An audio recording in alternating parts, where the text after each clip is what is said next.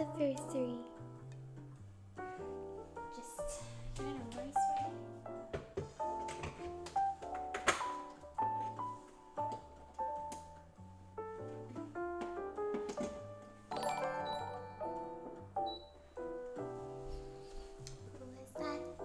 Who is that?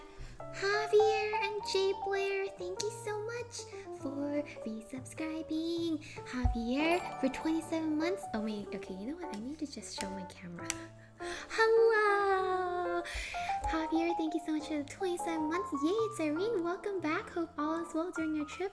Thank you, Jay Blair. Thank you so much for the 34 months. 34 months. Wow, can you hardly believe it is so beautiful. Yeah, it's been such a great 34 months. And Kevin, thank you so much for the 31 months. Oh my gosh, so many anniversaries. Gaza, thank you so much for the 30 months. And Shadorka, thank you so much for the 34 months. 안녕하세요, beautiful bubbly corn. Welcome back and happy 34 months anniversary to you. Have a wonderful day cooking stream. Joyka, thank you so much for the 34 months. And Fly Speedy, thank you so much for the 33 months. Yeah, 33 months. And yes, thank you so much everyone for the warm welcome back. It's good to see you, Mr. Supremacy. Hello, hi Ice, hi Nezu, hey Jumpy. How are ya? I'm doing good. Adam, thank you for the 33 months. Thank you, she's back. I hope you're feeling okay. We missed you a bunch. Welcome back. Nezu, thank you for redeeming Woman in Korean. Craig Azar, thank you so much for the 30 ones. Welcome back, we missed you. Good to see you, Craigu. I'll speak in Korean in just a second. Oh my goodness. Wow! Mr. Supremacy, thank you so much for the 5 gifted subs. Thank you. It's broken. But 네.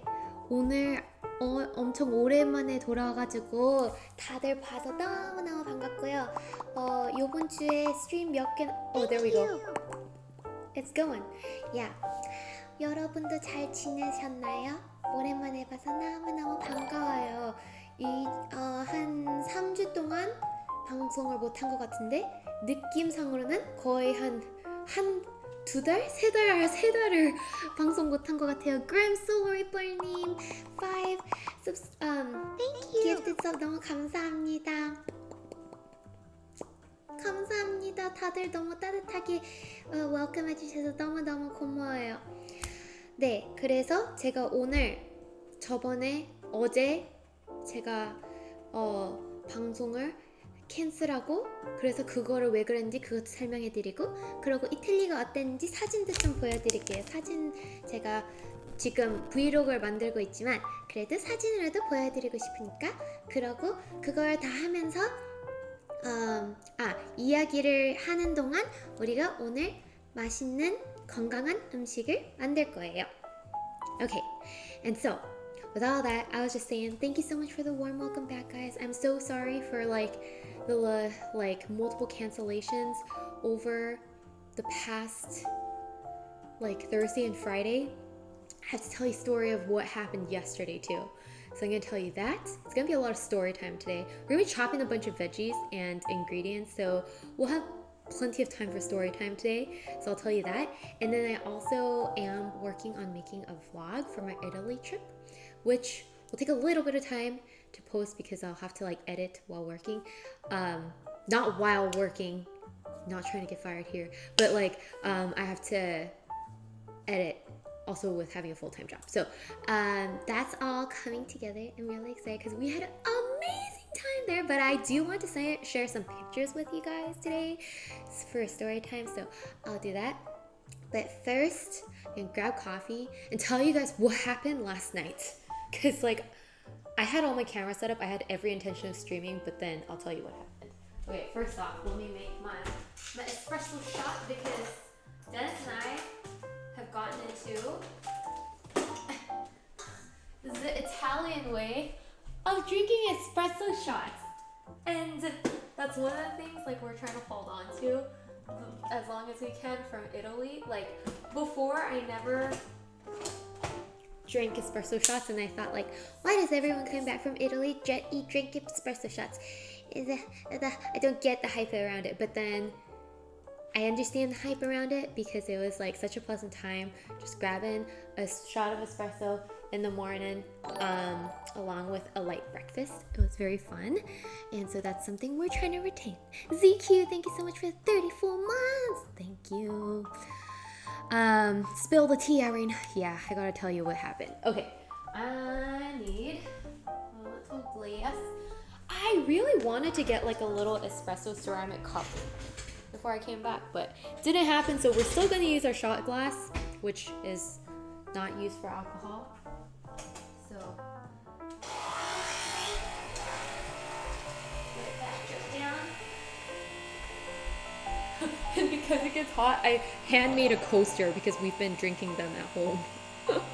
Lionheart, thank you so much for the 22 months. Thank you. Shot glass for Kofe. Yeah, that's how we drink our espresso. But actually, like, I realized here's a little with the crema and the little waterfall. So pretty.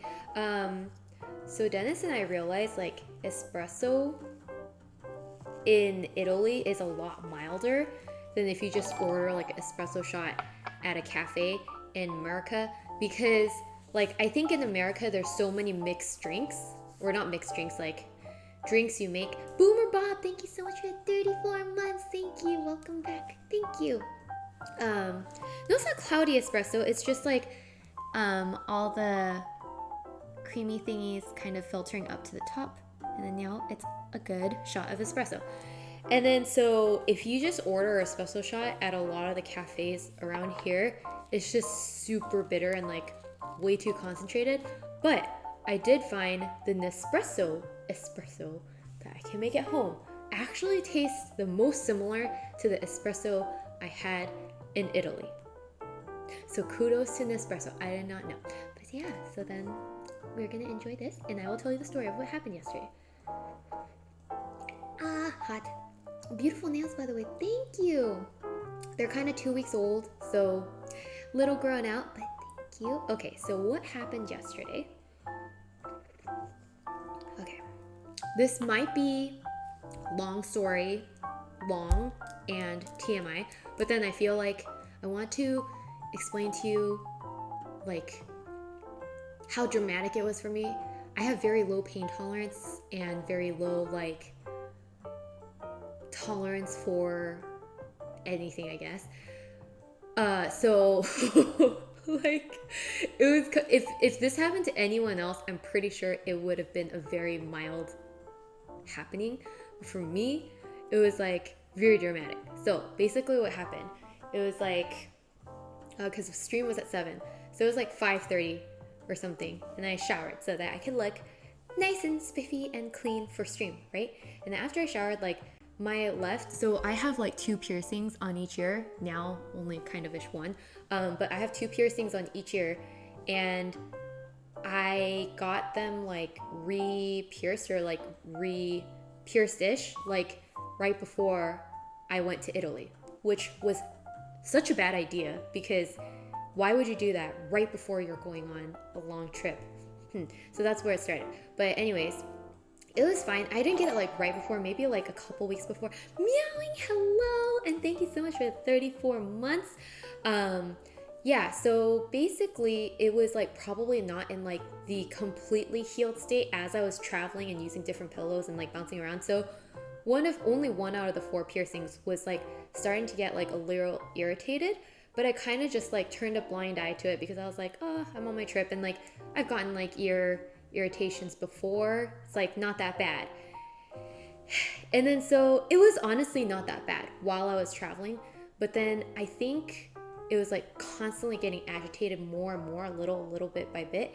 And so on the flight home, I think it got even more aggravated because like I'm on a 12-hour flight, and then I have a neck pillow and I'm trying like tossing and turning, and so I think like when I keep on hitting my already irritated ear, it got more irritated. So anyhow, it got like very inflamed, and then the day I came back and things like that, I just kind of like ignored it. I was just like, you know what, if I just like not touch it, it'll get better. That was my thought process. That was not the case. And from the front it looked fine, but I never looked at the back, so I never knew how badly inflamed that piercing was.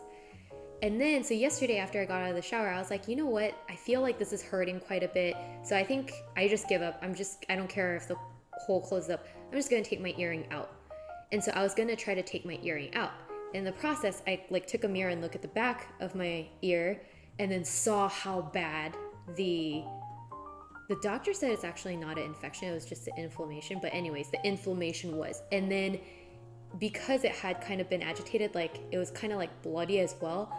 And then that kind of freaked me out, but I tried to like take it out, but it was like stuck, right? So then I was kind of freaking out, but then I tried for like a good like 20 minutes, I think, to like take it out. So I irritated it even more because I was trying to take it out myself and I was in a lot of pain. And then I came to realize like, oh my God, I think my earring is like stuck. And that part just like, I don't know why, but that, and because I saw, it wasn't that much blood, honestly, like kind of a bit of blood, like all of a sudden gave me a fainting spell. And have you guys ever had it? It was the first time that's happened to me, I think. But essentially what it feels like is like all of a sudden you hear this like ringing in your ear and then like you feel really sick in your stomach and then your legs are giving out and then your vision, it kind of starts to get like all blurry, right? Panic, I guess. Yeah. Coffee? Yes! Would you like a double shot? Okay, story to be continued, just a second. I'm gonna make a iced espresso for Dennis because he said that my coffee tastes good. Or actually, I claimed it and then I said, let's not go to Starbucks, I'll make it for you. So, I am like about to faint, and I actually think I was pretty much on the verge of fainting. But the only, this part is kind of comical to me, but the only part that like prevented me from fainting was, I was like, because I had come out of the shower, I was in a towel. And then as I was like literally half like this, I was like, wait, I'm in a towel. I'm not dressed. I am not going to faint right now because I don't want to be like a movie and like just faint in a towel. And that just is like, I don't know, like very not put together. Like I don't want to like pass out and then be found like in a towel. And then so as I was like fainting, I was like, and then I like pulled myself up and then like I like stumbled to my closet and like put on my pajamas, and then I was like really like teetering and I was getting tunnel vision, but like I then stumbled to bed in my pajamas and I believe that I was fainting, but I forced myself out of it with the thought that I am not going to pass out in a towel. So then after I like almost like really knocked out in bed, then I called Dennis.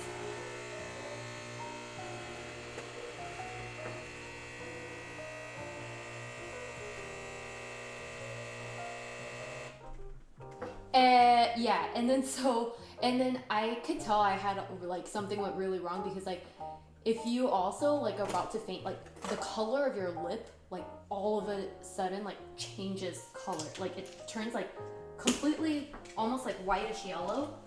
And then so like when Dennis came up here, I was like, oh my God, what's wrong? And then I was like, Daisy, almost fainted.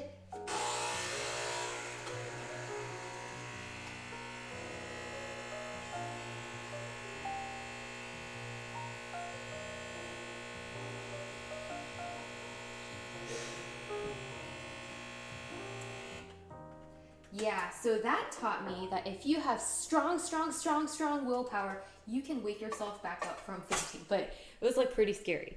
Cause then like, as I was in bed, then I started to hear like, okay, you know how in Little Nightmares, you hear the TV buzzing sound, like bzzz sound.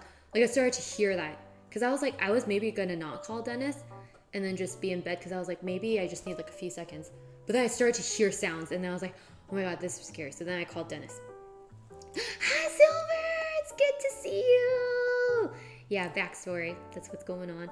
And then so it was like, that's what happened. And then I was like telling Dennis about my ear, and then he's like, I think you need to take the earring out. And I was like, no one's touching my ear right now. I was kind of like a wounded puppy that was like, no one's touching my like injured ear. Like, I don't want anyone to touch it, because I was like just like really scared by that point.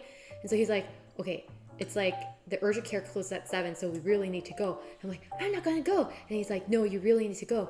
And then he like kind of convinced me in like a very convincing way. He's like, okay, you know what?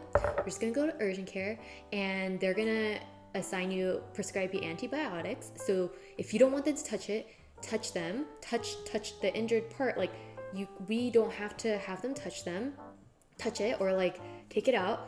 We'll just go and get antibiotics. So I was like, you know what? That sounds reasonable.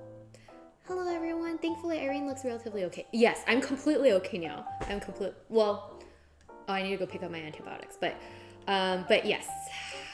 So then we went to the urgent care, had to wait like, oh, and this is when I texted you guys that like, I'm on my way to urgent care, so I'm so sorry, I'm gonna have to cancel stream.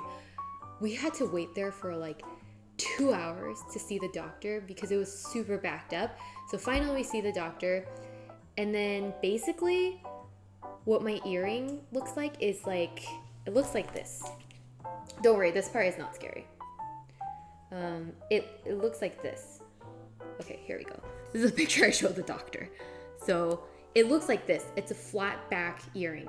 So just so the back of your earring doesn't poke you, like the back of the earring kind of like the front of the earring fits into the back of the earring. But essentially, the back of the earring got stuck in my ear. And so I wasn't able to get it out. And then I was hoping though, because I couldn't see the back of the earring, that it had just fallen out. And I was in denial. And I was telling the doctor, like, I think the back of the earring fell out. Like, I think it's just like not there anymore. Yeah, and she's like, no, it's there. So I'm like freaking out.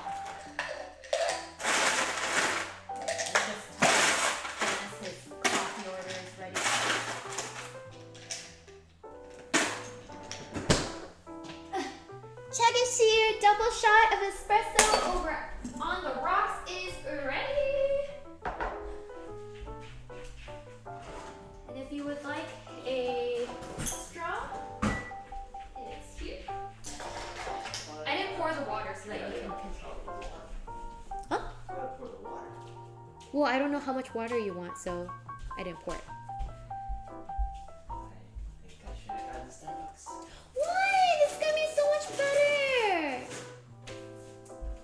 Okay, well, I'm in the middle of telling my story, so then, like, I was like very over dramatic.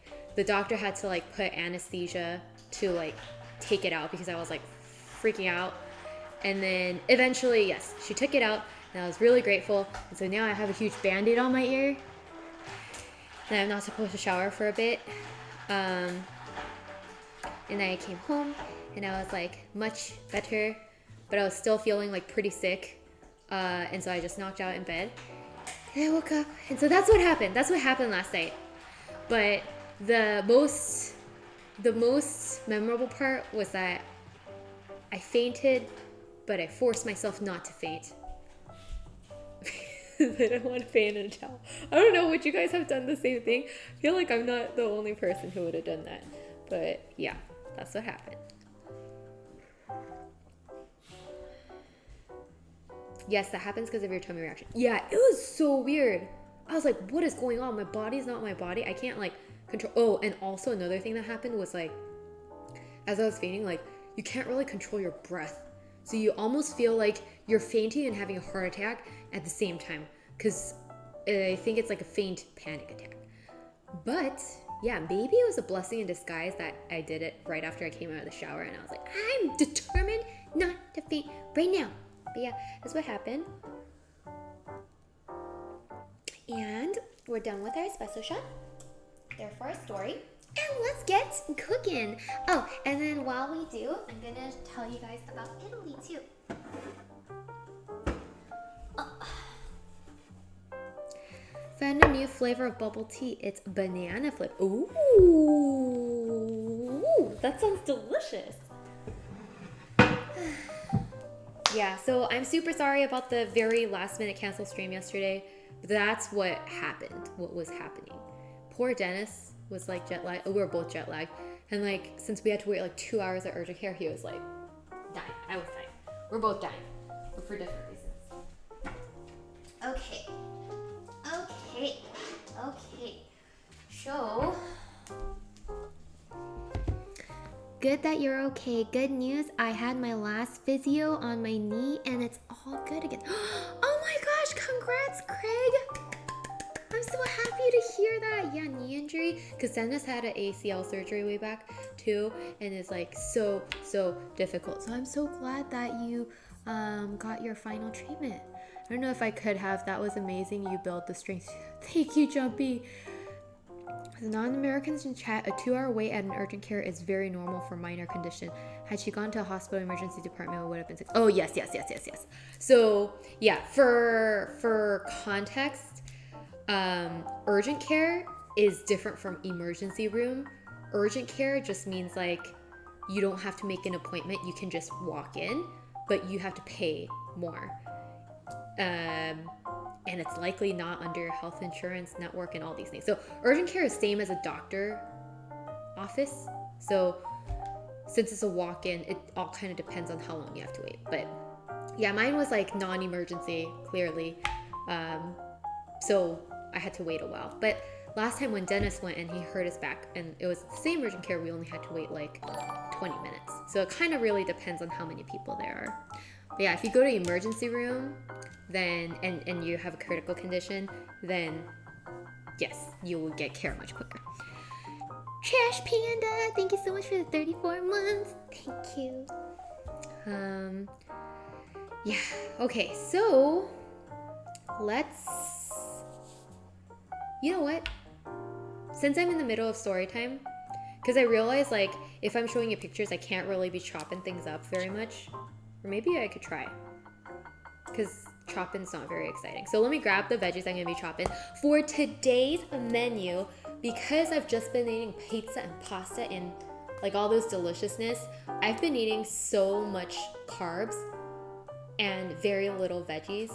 And maybe that's my fault. I wasn't ordering the veggies, but like, I don't know if it's just me, but I couldn't find fresh salad very well in Italy.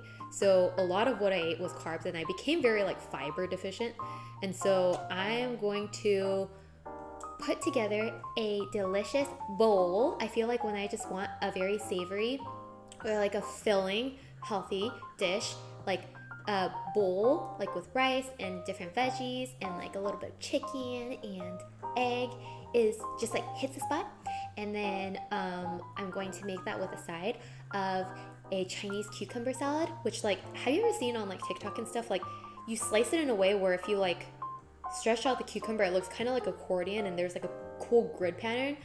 Who knows if we'll actually be able to accomplish that, but that is the goal. So that is the menu for today. There's gonna be a lot of chopping to prepare for that. And then third, to round it off, we're gonna make a Japanese sweet onion soup.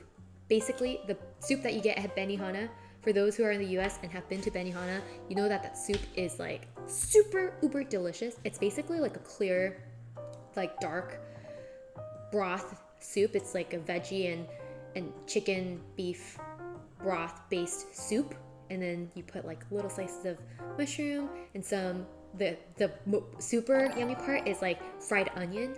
It's so good. So we're gonna eat that too. Conrad, hello, and thank you so much for the 32 months. Thank you. And sip your water. That's a great way to start off. Thank you, Dark Cloves.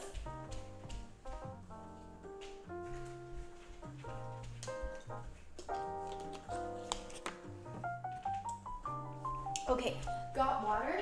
Cheers, everyone. Please get hydrated, because that was also another thing that, like, I laughed while I was in Italy. I was getting dehydrated a lot because I wasn't drinking enough water.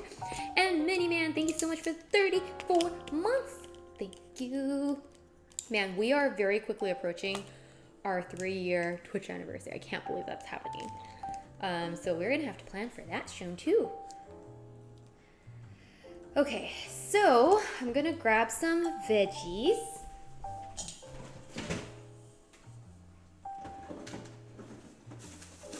We need some celery and some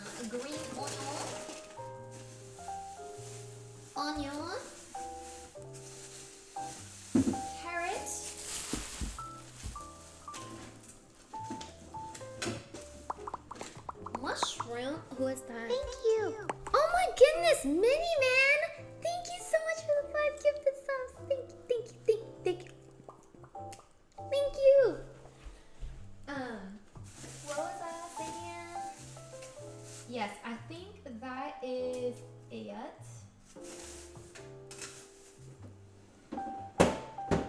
for now. And then the rest are gonna be like grilled spinach and stuff, so we don't need to chop that. But yes, let me lay out the veggies. How do you rate Italy? I give it a 9 out of 10. Oh my gosh. I give Italy like 100 out of 10.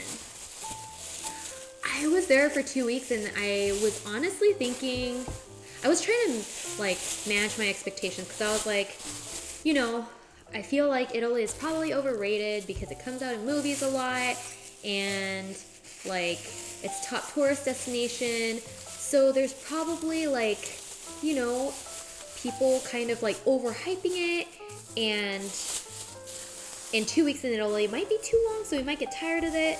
And so I was trying to manage my expectations, but oh my god, it was so good. We really loved it. Even if I'm not a person who can like drink wine, I still loved it. And I'll show you pictures from it, but I'll definitely go again. It's so good. It was really, really good. And 2 weeks flew by. Okay, so let me show you guys. I'm gonna go back and forth between 2 cameras.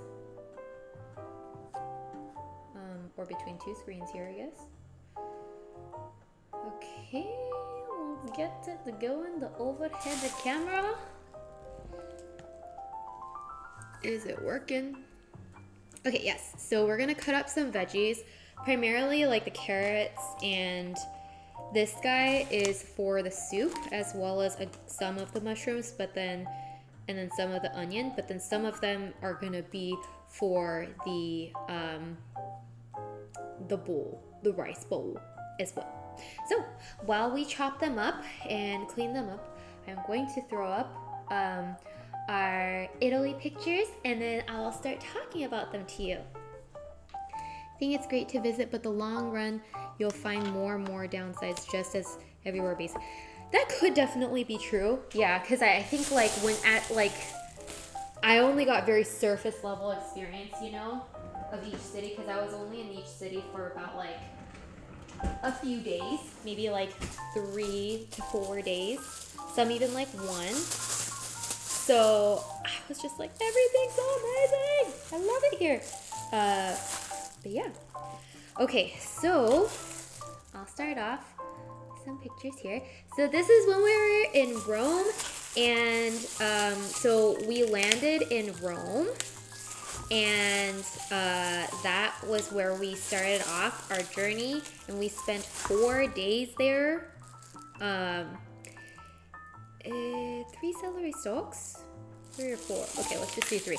We spent 3 days there. 4 days there, I'm sorry. 3 nights, 4 days.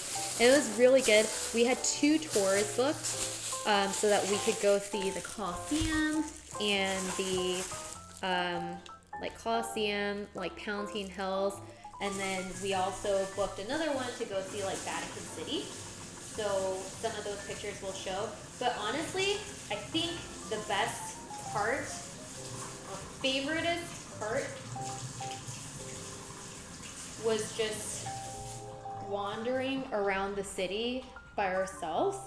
Even if we don't know the historical significance of everything that we see, just like wandering around by ourselves, and then like happening upon like historical architecture, even though we don't know the significance of it, it's like all of it is just so grand. And so when you run into it, it's just it's so beautiful and very like awing, and like the attention to detail in all of their architecture and like the beauty of all the pillars, it's just like so nice.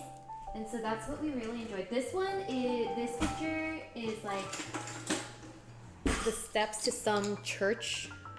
There's so many churches. There's like, they're called like basilicas, I think. And so I don't recall the name of all of them, but it was just, this one happens to be after we ate breakfast. We were just wandering the city, and then we saw this building. We were like, oh my god, it's so pretty. And so we just took a picture in front of there. But yeah, with that, it was a lot of walking. A lot of the days we got like 20,000, some days even like 30,000 steps. On average, we got like 16, 17,000 steps while we were there. Conrad, thank you so much for gifting a sub to Nemo. Thank you. How often does Dennis think about the Roman Empire? Oh yeah. And then for Dennis too, I realized like I did not pay attention during my European history classes, so then I had to like watch YouTube videos to learn more about the Roman Empire too, because I did not know it was so big, and which is why like Italy, Greece, and a lot of the countries that were historically under the Roman Empire, like all of its influence was around Europe in terms of like art and architecture and systems. So yeah, like it was good. I don't know, like maybe probably unpopular opinion, because a lot of my friends said like, oh, don't book the tours, it's not really worth it, and it's more fun if you just visit by yourself. But considering Dennis and I did not know Italian history and European history very well,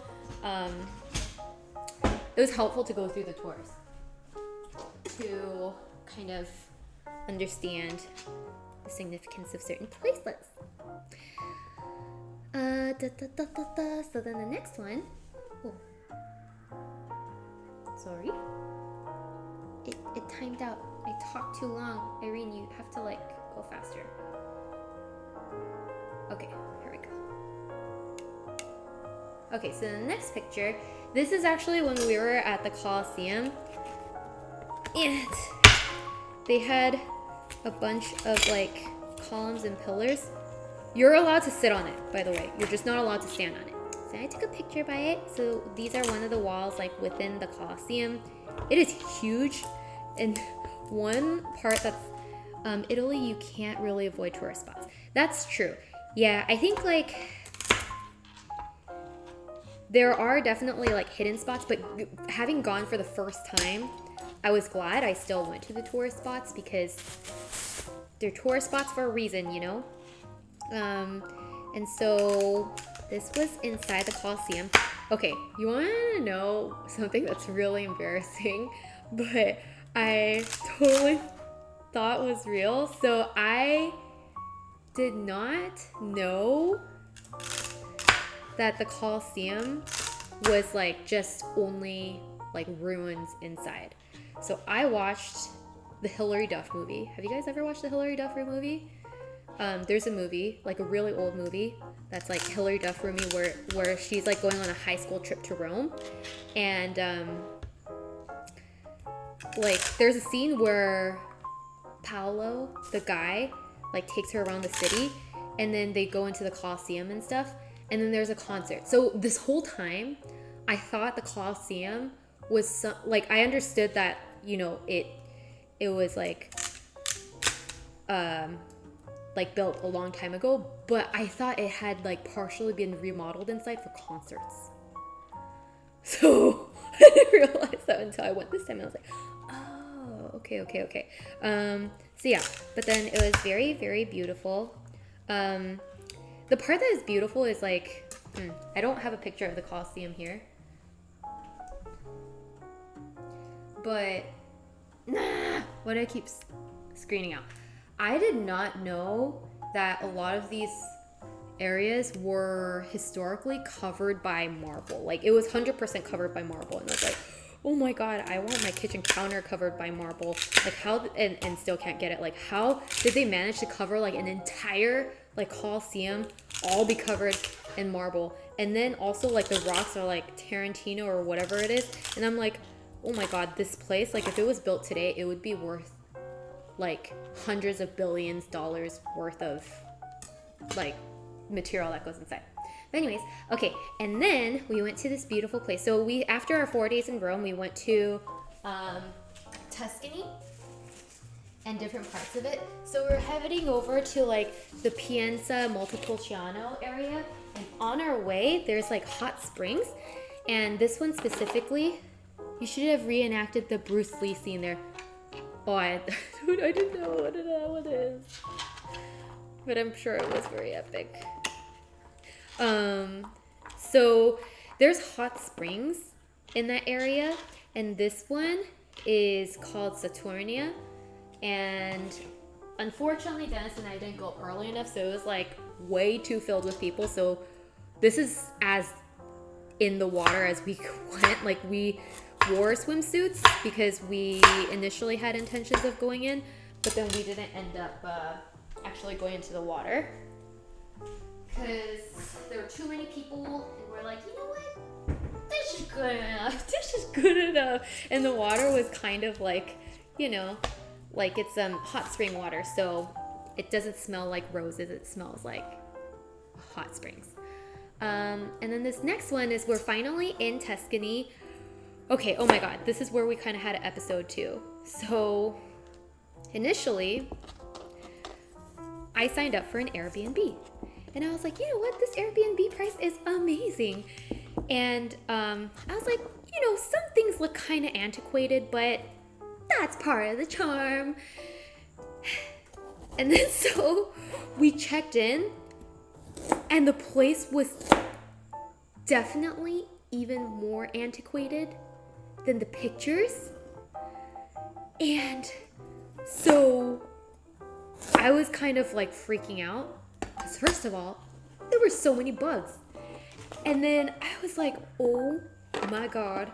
And then so they I was reaching out to the Airbnb person. I was like, this is kind of slightly different from the pictures, or like there's like a lot of bugs.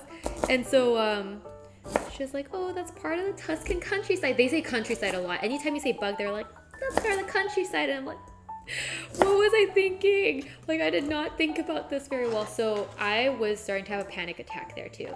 As you can see, the recurring theme is like, I over dramatize things. I get panic attacks very easily. But then I was like, I can't sleep here. So we ended up having to cancel it. Of course, like, we canceled it like after we checked in, so we didn't even get our money back. But I was like, I can't sleep here. Like, I can't even be here because I'm like freaking out because of all the bugs. So then it was kind of a blessing in disguise, because I was like, I will pay like my fortune to just like go somewhere because I can't be here. So then we went to this like place called The Precise Tale. If you guys ever go to Tuscany, I highly recommend that place, because it was like one of the most beautiful like hotels that I went to. It was really, really nice. There, unfortunately, there were still bugs because it's the Tuscan countryside, but definitely a lot less. And we had a great time there. Airbnb normal for everyone, because I usually do hotel room. Okay, so this is what I found out about like Airbnb at Italy. It can be a hit or miss. So there are just that moving scared me. There are definitely like Airbnb, like the Airbnb in Rome and Florence was amazing. It was super spacious, like in a prime location, and it was so much more spacious than hotel rooms, because a lot of the hotel rooms in prime cities in Europe, based on my travels to like Germany and Italy and Paris, is that they're really tiny because there's like, you know, it's expensive real estate. But then the Airbnbs were actually very spacious in Rome and Florence, and it was in a really good location. And then it gave you like more of, you know, insight into like what it would be like to be a local a little bit. But you can also run into instances, if anything is cheap, like kind of too cheap, you should question it.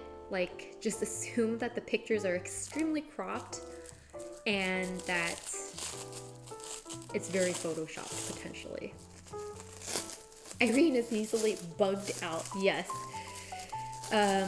Airbnbs are roll of the dice. Yeah. Airbnb is commonplace now, even for tourists. Yeah, I mean, I do think like I was so glad we Airbnb'd in Rome and Florence because we had such a great time there. Actually, like my Airbnb in Rome was the best Airbnb experience I ever had in my entire Airbnb history of like staying at like 50 places. Our host was so nice. There were a couple, like Italian couple. They were like our tour guide.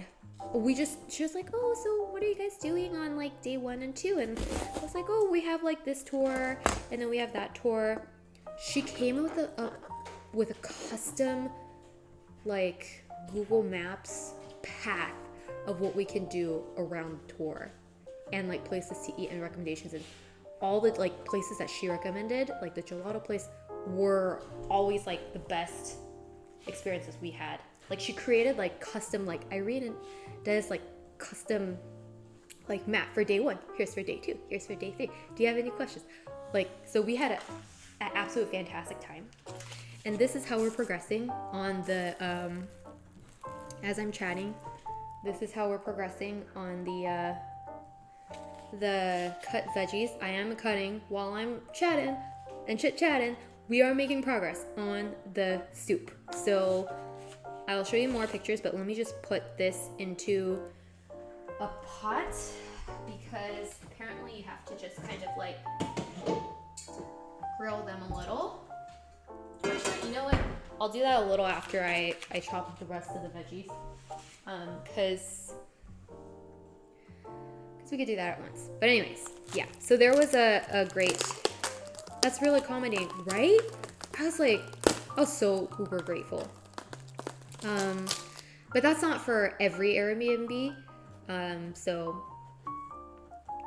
it could go the other way. Okay, so that was very long. This was another view.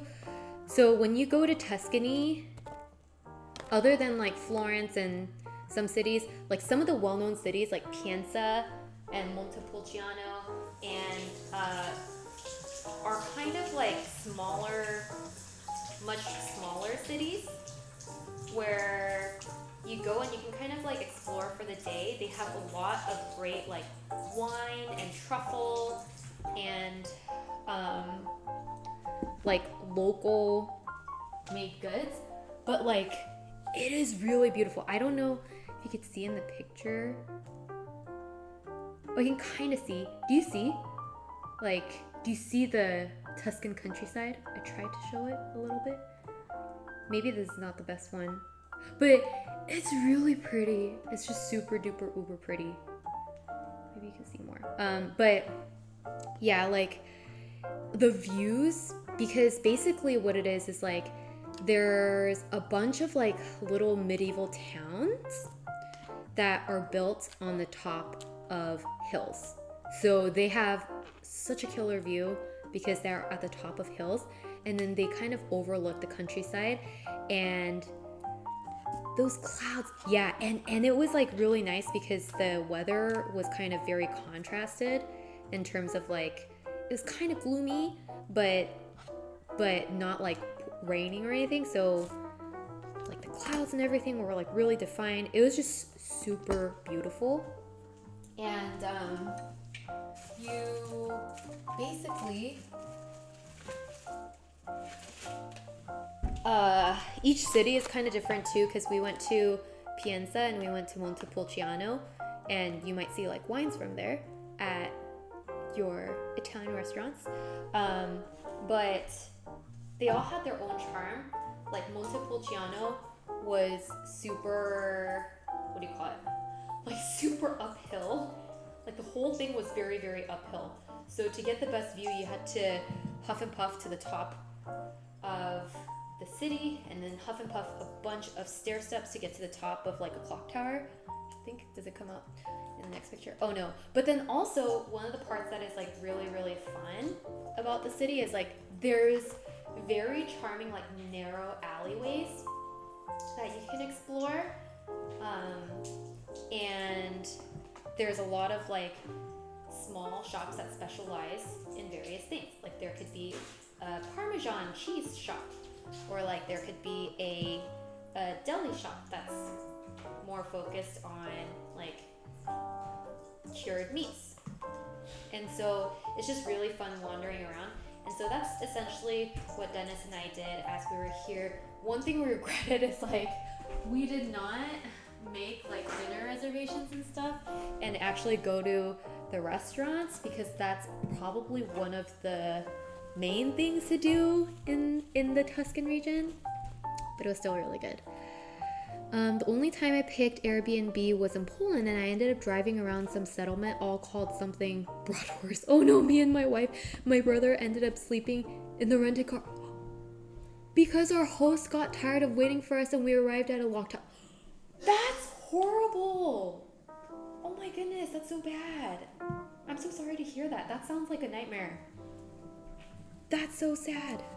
I would, like, after going through all that trouble, yeah, actually, the Airbnb that we ended up not staying at, we had a really tough time finding it too, because like Google Maps, when it becomes the countryside, sometimes like funks out a bit, and it took us through the most narrow, like through the woods type path, and I thought our car was gonna get stuck in the woods because it got so narrow and so bumpy, and it did not feel like a car could fit through type of road. And I was like, we are not getting our deposit back after we return our rental car because all these branches are scratching our car. Luckily it was okay, but like I was pretty frazzled, to say the least, by the time we reached the Airbnb. And then once I got to the Airbnb, we had that bug fiasco, so we ended up checking out.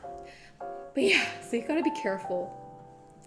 I'm sticking with hotel easy hacks. Yeah, that's the part we were really glad about. In certain cities, I highly, highly, highly recommend doing a hotel.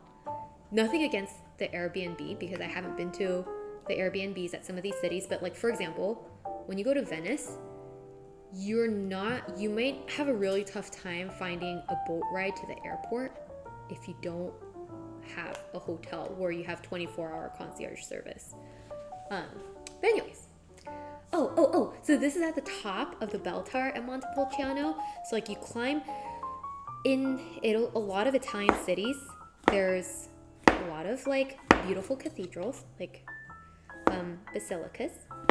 And then there's also bell towers. So you hear like ringing bell sounds everywhere. And then at a lot of these places, there's access to climb up the bell tower. Then you get an entire view of the city, and it's so beautiful. Can't see all of it there, but okay, now we go to Florence. So we spent like 2 or 3 days in the Piazza Montepulciano area. Irene, I had a question. Did you ever get the name of the model in all the Italy travel pictures? She's lovely. You are too sweet, sir. Yeah, Dennis did a good job of taking photos. But yeah, I think like the background is so pretty in Italy that you can't take a bad photo, even if you come out super derpy. It's just so beautiful. Yeah, so we're there, and now we travel to Florence, which is also a part of Italy, or I'm sorry, which is also part of Tuscany. But like in Florence, they have a lot of very amazing museums. But one of the most amazing architectural pieces that I fell in love with was the cathedral, or like in the Duomo area. I forget which cathedral it was. It's so bad that I forgot the names, but y'all take great photos, honestly. Oh, thank you. Dennis was looking cute in the last photo. Oh yes, we did a little bit of Zara shopping before. Thank you. I'll let him know that you said that very kindly. So a lot of these cathedrals, okay, this is me trying to be funny because I'm like, there's a dome. They're known for their Duomo, which is like the dome. So I was trying to make a dome with my hands. But the architecture is so beautiful. Like, I don't know if it's marble. I think it's marble. But it's like green, red, and white marble. I might be saying it wrong, so don't quote that to anyone. But green, red, and white marble looking thingies that make up the entire outer surface. Like, they do not skimp out with the materials. We go to another church later in Venice, and that one's like all covered in 24K gold inside. So yeah, it's very, very beautiful. And then I was just trying to be funny here. Oh, and then the reason why I started to be funny here is because a lot of the pictures, like Dennis is like, smile if yet. Or like, I don't know, like, and then Dennis is like, can you please change up your poses because like they're becoming very repetitive. He's like, do something more natural, like candid, like emotion showing. And I was like, you know what? You want to see emotion, sir? I'll show you emotion. And then I was like, and then he's like, but so that was the Ponte Vecchio. It's one of the bridges that there's a lot of bridges in Italy as well, in some of these cities that have a large river flowing through them. Our rice is ready. I made first rice for our bowl this morning. So I gotta go flip it. Let's go flip it real quick.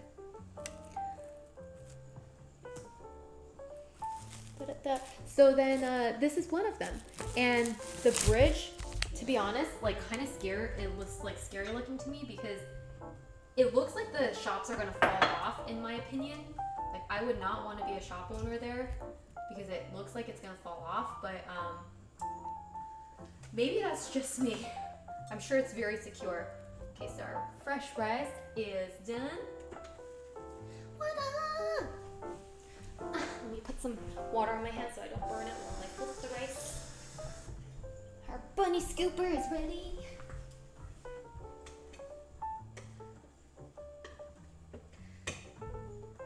But yeah, that's the Ponte Vecchio. If you go and you look at the shops, basically, they sell a bunch of things that are not affordable. They're all jewelry shops. They look very dainty from the outside, right? But from the inside, on the inner street side, you'll find that they're the opposite. They're very luxurious, like jewelry shops. So that's the Ponte Vecchio. Back to slicing up mushrooms. I'm making good progress here. We're slicing up some mushrooms for the soup and some mushrooms for our bowl. Okay, so back to our story time. So that was the Ponte Vecchio. And then, so Dennis and I just, one of our favorite activities, as I said earlier, was just wandering the streets. I don't know if I'm being like naive. Her face has the same energy as, look on all those chickens. The chickens? Oh, you mean they're scared chickens? Howdy there. Hi, Rogue. How are ya? It was built by a great pontifex. Pontifex. Is that like the head of the city? Or the person that was commissioned to build? I'm sorry. Like lacking in culture. Fancy word for pope. Okay. I got it. Yes. That's another thing I noticed when I was in Italy and toured like the Vatican and stuff like that. I was like, okay, like the popes have very, very, very, very, very, very great power here, especially like historically too. If you're in like a very like affluent family or like powerful, influential family, you probably have like popes in your family too, like the Medici. But yes, so, and a lot of the very ornate like architecture, yes, I think were commissioned by popes. Oh, look at all those chickens! This is me with a kid pointing like how you did, but instead of bridge, she was pointing at ducks, but she called them, oh! That's so cute! I need to look that up. Oh my gosh, I could see. That's hilarious. Look at those chickens! They're quacking so loud! The Vatican is basically its own country. Yes. I think not even basically, it's like, it is its own country. Like, I think, yeah, it is. They say it's the smallest country in the world. What was I saying? Oh, yes. So, yeah, so look at all those chicken. Oh, and then so we did nighttime wandering. Okay, so this part, I don't know if I'm just being naive, but Dennis and I felt super safe walking around at night in Rome and Florence and these like major cities. Like Venice is just, for some reason, it just feels very safe. Rome actually feels really safe because there's a lot of cops. Florence, Florence, there was a lot of cops too. But it just feels very safe. So even if it's like 10 p.m., you just wander around. There's a lot of people just wandering around and it feels completely fine. So this is just us wandering around, and this is the outfit that Dennis said. Dennis was like, don't dress like this, you look like a hobo. Because I had like, it was colder than we expected, so I was like layering. Because YouTube videos and Mama Lee said layer, but I layered a longer cardigan under a short jacket. Because that was all I had. And then Dennis was like, this is your hobo look. And so I wasn't allowed to wear it for the rest of the trip. As a joke. But yeah, that's my hobo look because I was also wearing a scarf. But it's just really pretty wandering at night. It's so fun. And that's how we got like millions of steps. And it was just a very lovely, lovely time. Where are the green onions? Forgot to call it the green onions. Yeah, so see, we're just like having fun. We haven't even drank wine or anything. We're just like high off of being happy to be in the city. And we took a lot of pictures. Oh my gosh. And this one was my most favorite, top favorite activity in Italy. Let me take out some cucumbers. And some green onion.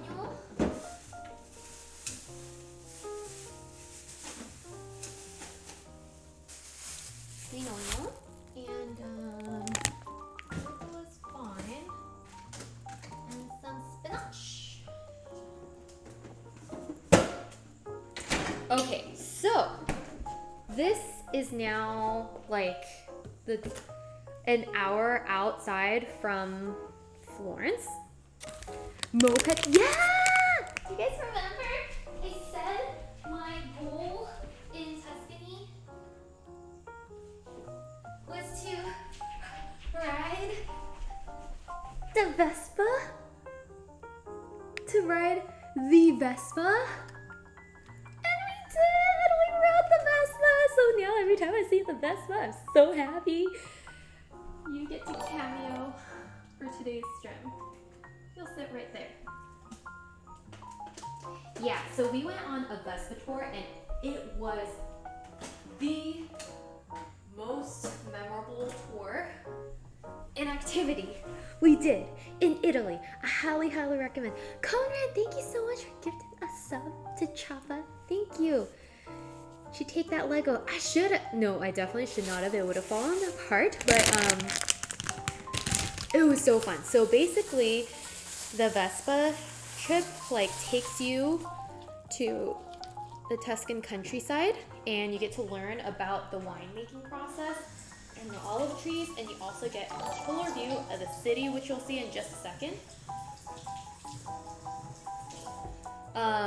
And as you can tell, we rode tandem because I don't know how to drive a motorcycle. And not that you need to drive a motorcycle, but I will say, to my knowledge, you are not required to, well, actually, maybe you do need to drive. Okay, this is what it is. You need a driver's license to drive a Vespa, but you don't need a motorcycle license to drive a Vespa. And that's kind of shocking to me because, like, it seems kind of hard. But they're very safe. Like, they have, like, a tutorial section at the beginning, and they also have a, like, mini safety exam where if you don't pass the mini safety exam, you get put in a Fiat, which is also really great. Like, most of the people rode a Vespa, but then there were also some people who drove like classic Fiats, and it was very, very, very, very cute. and scenic. So yeah, we went on a little Vespa tour, and then let me show you some. Okay, so this is while we're driving. Aren't you amazed that my phone like still came back with me as I was filming? I was like, this is how I lose my phone. This is how I lose my phone. But I backed it up, so hopefully it's okay. But yeah, so Dennis drove the Vespa because he has a motorcycle license. I don't know how helpful that was or not, but I don't have one, and I do not know. I have never driven a scooter before, so it was so fun. And the scenery we got to see from it was amazing. And also, like, one of the stops is stopping by this like estate where it's the owner owns it.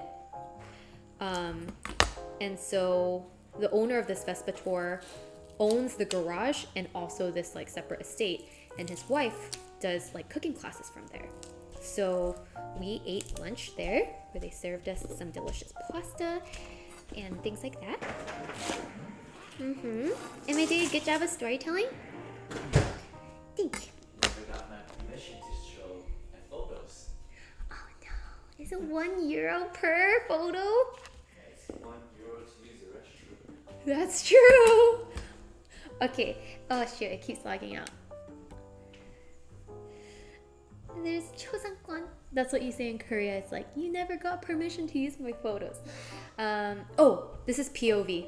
So your I was like a little GoPro for Dennis because you have to hug the person in front of you, and so I was like just holding the phone like this, and then you just drive through the cities like that, and it's like so magical, which is why I'm really excited for our vlog to, you know, for Irene to finish making the vlog so that I can share them with you.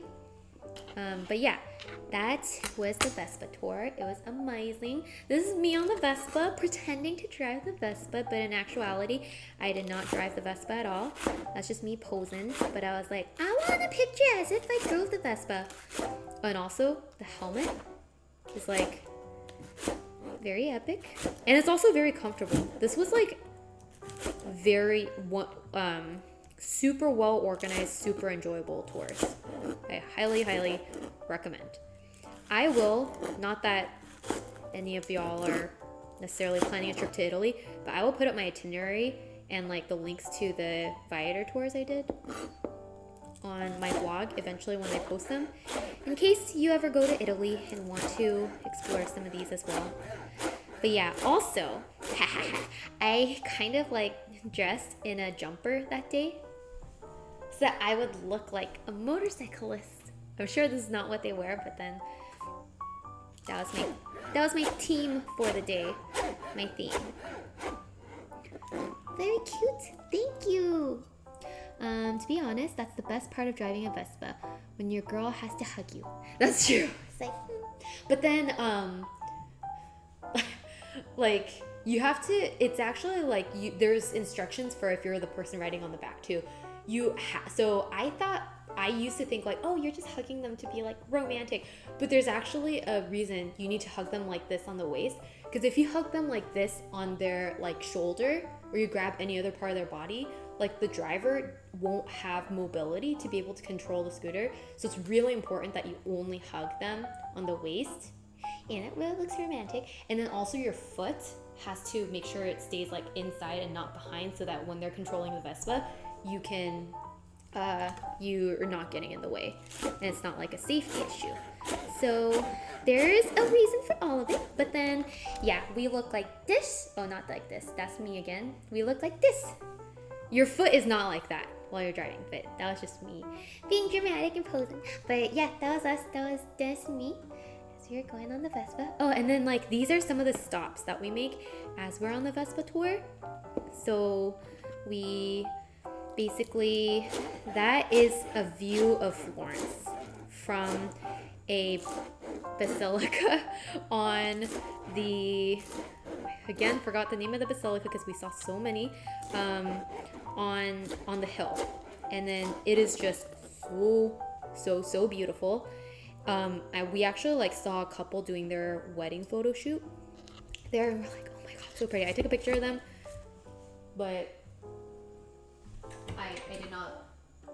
here for their to not intrude on their wedding. Okay, see, and that's us.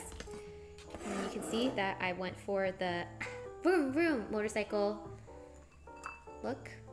It was very sunny. We were super grateful because actually this day I contacted the Vespa tour people and said like, is the tour gonna get canceled? Because the forecast was saying it was gonna rain the whole day. But there was no rain. It was so beautiful. And it was so lovely and sunny. It was amazing. Good, so good. So who taking the pic? Oh, just an imaginary camera that floats in the background because it's a movie. Yeah, it was very nice. I was like, Dennis, please take this picture so that I look like I'm the only Vespa driver here and I'm on my own adventure in my own Vespa. Which is like a lie in so many ways because I did not drive the Vespa and there were like 20 Vespas together on this tour. But I was like, you know what, we'll just imagine for a moment. Let's just imagine for a moment that this was real, you know? So you're saying the weather people in Italy suck just as bad as here. Okay. So I would say they're worse. No, I'm just kidding. I was really confused by the weather forecast in Italy. My thought is that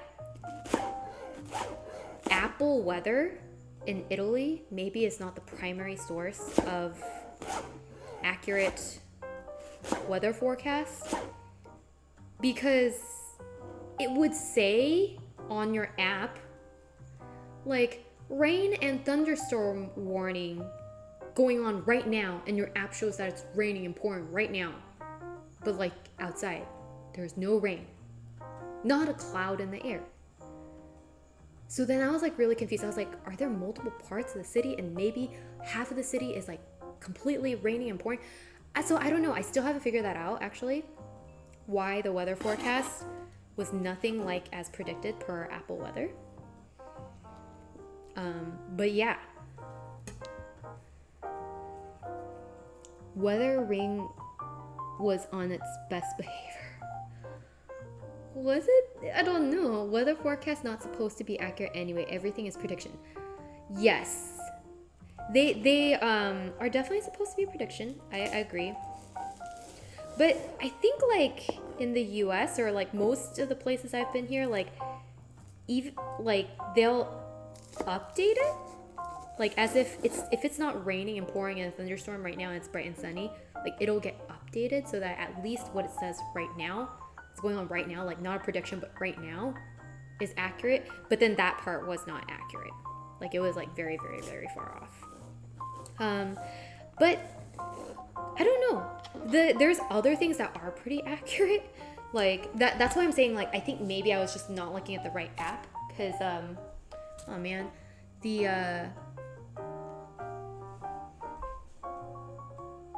oh nice, my Face ID worked this time. What do you call it? In Venice, you have to look at the tides to understand what time of the day the city will be flooded in certain areas. And that was super accurate. So I just feel like maybe you have to look at the Weather Channel or some other app there, but the Apple weather was not accurate at all. So off. Therefore, I packed inappropriately and was very cold and had to shop a little, but that was okay. Maybe that's part of the experience. Okay, and then in Florence, we went to several galleries. So this is at the Uffizi Gallery, and they are like stacked on like super like famous paintings and sculptures. So we saw a lot of like we went to the Museum of Academia, and then we went to the Uffizi Museum, and then this one specifically had a lot of like famous paintings, like this one, The Birth of Venus, but it also has a lot of other artwork from, why am I blanking on who did the painting for Birth of Venus? What's his name? I really actually like all of his paintings. Why am I blanking on his name? Who did his painting? One of my favorites. Yes. But I'm like blanking. No, not Mozart. Why am I blanking? Looks like the painting is golden frame and a much larger white frame painting. Yeah, I was actually really surprised at how small this painting was. I heard like the famous paintings, when you see it in person, it's kind of surprising how small it is, like the Mona Lisa. The birth of what? The birth of Venus. I was just trying to be funny and then did the same pose. But this artist also has this very beautiful painting called Spring. That's really pretty too. I'm for some reason Botticelli. No. Oh, it is Botticelli. Okay. Yes. So his paintings are really beautiful. Like, it has a lot of detail, but also like the way he portrays like human skin and a lot of like soft features are just so beautiful, and the color choices are and then this is me at the top of another bell tower, because I love climbing up bell towers, I guess. And this one is also in Florence, but it's like, you know, the dome that I showed you earlier in the cathedral. We went up to the dome, but you can also go up to the bell tower across from the dome so that you can see the dome. And I went by myself at like 8 a.m. in the morning. Dennis was like, "You're crazy." Right before we had to hop on a 10 a.m. train to go to Bologna. But yeah, that's me adventuring by myself.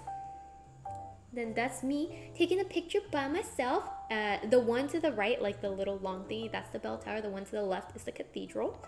And oh, okay, for y'all car lovers out there, Dennis and I went on a very fun tour. It's like the most interesting mix of things that you can cover in a tour. I think the tour is called like Cars and Cheese and Vinegar, because you go to 2 car museums, and then you go to a balsamic vinegar museum and a Parmesan cheese museum. And not museum, but like place. And so first we went to the Ferrari museum, and Dennis was very happy about that. And I do not know cars, but I do think that these cars are like super beautiful. So this is the Ferrari museum. This one's one of the iconic cars because it's named after the owner or the creator, I don't know, but Enzo Ferrari. It's beautiful. And then we went to the balsamic vinegar place. I don't know. It's not a farm, like balsamic vinegar. It's like a winery almost, because like they have grapes to make balsamic vinegar. And I even brought one back. The place we went to is called Padroni, and they make organic balsamic vinegar. So they like cook the grapes, they age them for a long time, and I have grown such an appreciation for like Italian like vinegar and olive oil and wine, because the standards you have to meet to get like a mark of like certification and stuff is crazy. Like the way they upkeep their culture, I have so much admiration for, because like, for example, this one, like you see like that yellow sticker and stuff, and the shape of this bottle, you can only like put it in this bottle. You don't even get to, if you're a balsamic vinegar maker, you don't even get to put it in this bottle. You only get to be put in this official bottle, and I'm saying this all incorrectly, if you follow like all these like certain standards, and then you pass this blind testing that they do. And it's like a huge process. So I was just like, I have deep admiration for like the like pride they have in their like creation process of some of these like goods, such as like balsamic vinegar, olive oil, wine, because, and then I feel like it's very well deserved, because there's very high super specific things that have to be met to to be called a certain thing, like to be called Chianti wine, or to be called like whatever olive oil with like the DOP sign and stuff like that. Yeah. And so yeah, it was really cool getting to learn about all of this. Oh yes, we learned several Italian words. One of Dennis's favorite is allora, and it means like, it's like a filler word, so it means like, let's see, or like, so, like it's that word. So I'd be like allora, and then like talk about something. So then we would hear that a lot during tours because it's a filler word, and then we didn't know what it meant for the longest time. So then Dennis found out what that meant, and then he's been saying that a lot. Allora. Okay, so we have chopped up all the veggies, and now it's time to make the Chinese cucumber salad. And I'm going to try to, we're not done with all the photos yet, but I'm going to take a quick intermission from the photos to move on to this cucumber salad real quick so that we can make progress here. So trying to find the straightest cucumbers as possible because I think it'll work a lot better with straight ones. Cucumbers are smaller. Oh, okay, this one's pretty straight. These are specifically Persian cucumbers, but I think hopefully they will do the trick as long as I find kind of straight ones. Okay, here we go. These 4 are pretty good. I'm gonna put these back. Okay, and then I have to watch a video real quick to remind me of how to cut these guys. You're supposed to get some chopsticks so that you don't cut it all the way.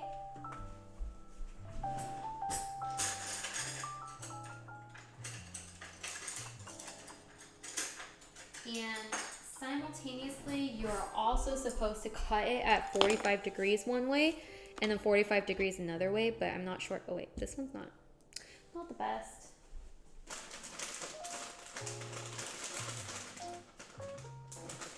Okay. This will have to do. Okay, let me rinse them real quick. To do the accordion cut, use chopsticks, then put them on the side. Oh yes, we're gonna do the accordion cut, which we are putting them on the side, cutting them both ways. But the part I am like kind of concerned about is like, I want to make sure I cut it the right way. So I'm going to look at a tutorial. Oh, and meanwhile, while this is going on, I'm going to cut up the chicken. I marinated the chicken in advance to save time because we need to make our house, our monster house. So here's the chicken that's been pre-marinated.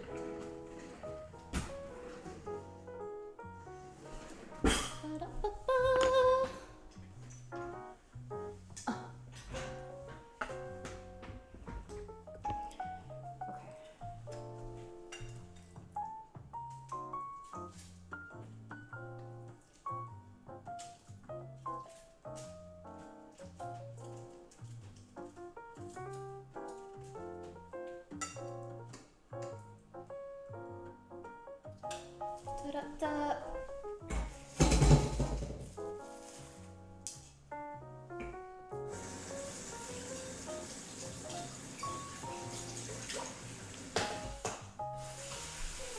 Okay, so let me look up and find this Chinese cucumber tutorial.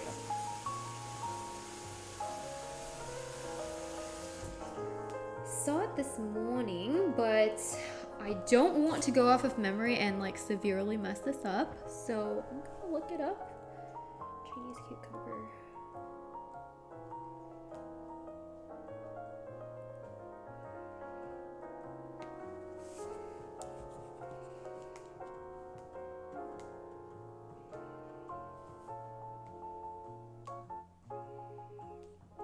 Accordion cut. Oh.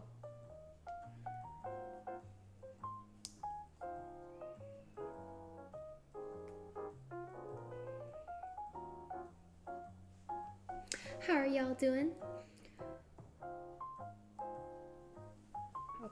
Wait.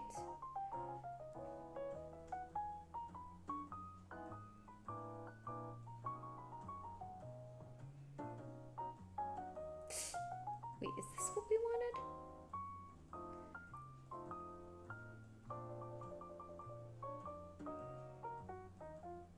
Wait, no, that's not the one we want.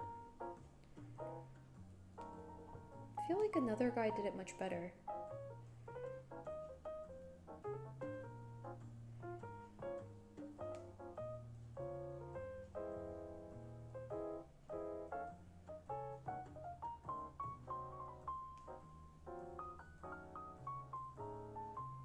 Okay, here we go. Let's look at this. So,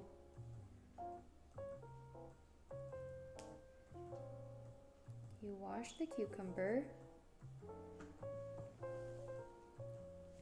and then you cut straight.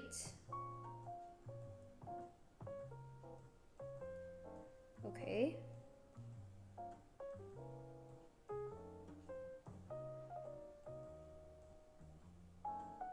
Okay, we're gonna cut it straight.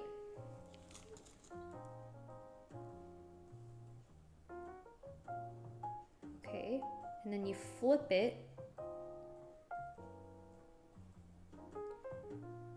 And you cut it diagonal.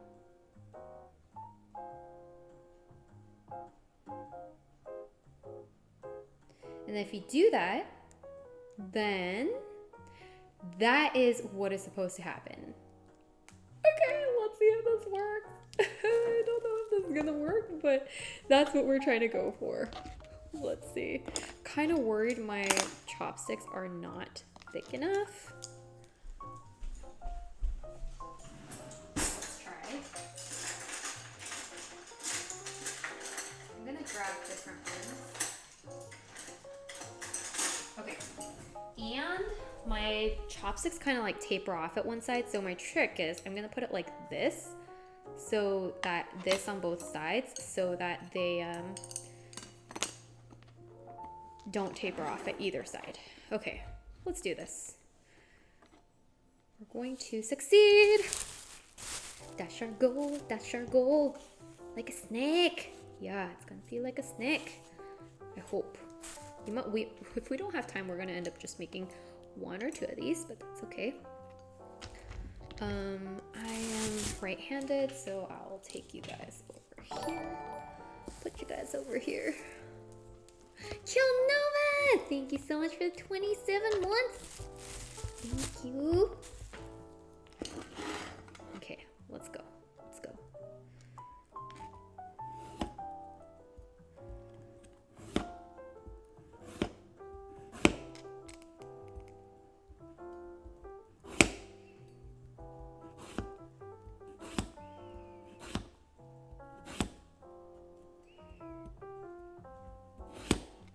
Trying to make them as consistent thickness as possible.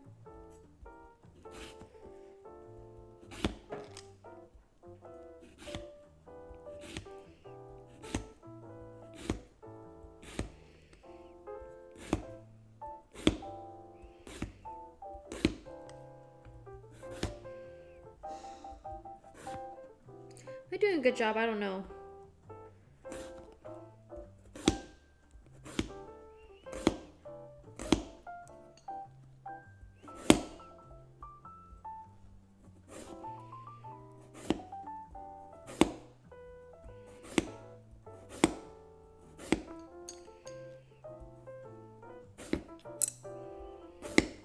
No, stay straight, chopsticks.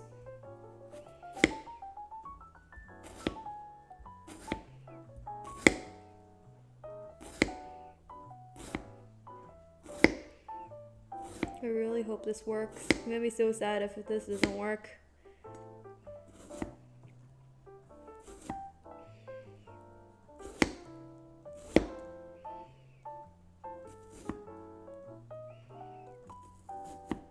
Okay, so we have our first side all sliced up like that. So now you flip it and you slice it on a diagonal. Okay, seems to be going well. Just gotta make sure you turn it completely 180 when you do. Oh, okay. So completely 180. It's completely 180. Okay, so that's good. Let's try it. Now 45 degrees. Oh my gosh, I'm nervous.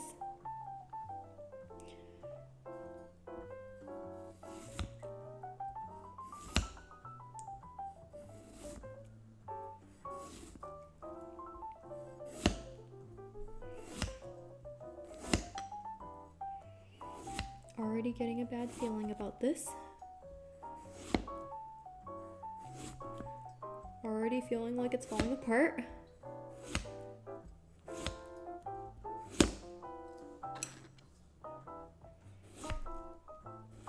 Maybe we need thicker chopsticks.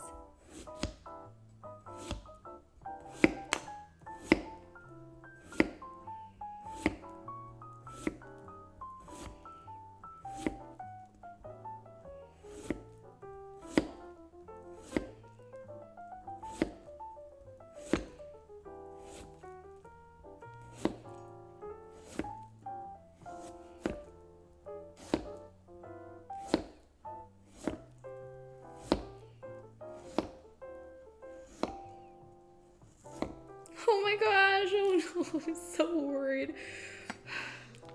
Okay guys, this is gonna work. Let's see if this works just like the video showed. I have a bad feeling about this. Oh my god. Wait. Whoa! Holy moly. Look! It worked! It worked! It worked!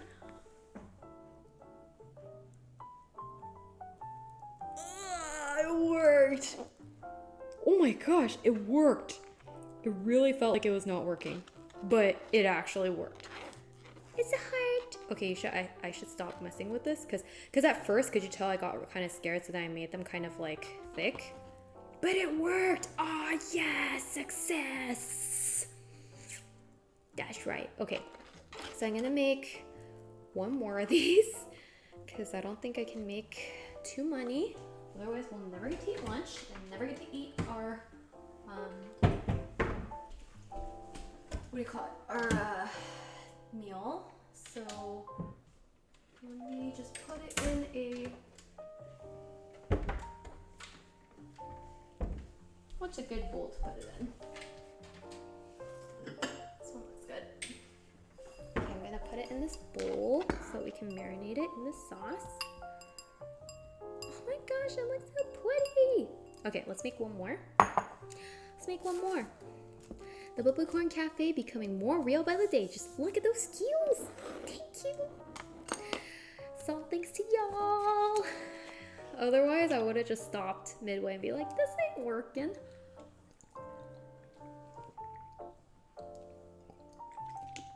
Yes, I think the most important part is turning it, making sure you turn it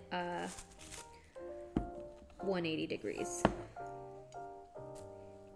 Okay, so let's try this. Let's try this one now.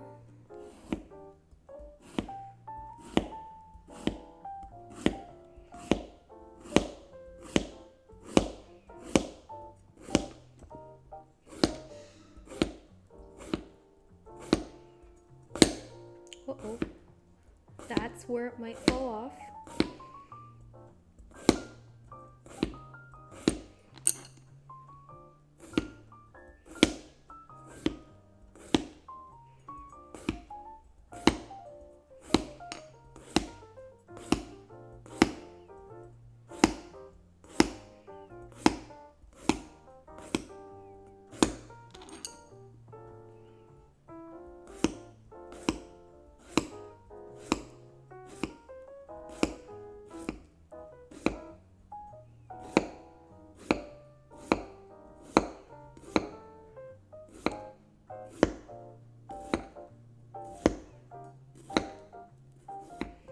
Okay, flip, baroo, flipperoo.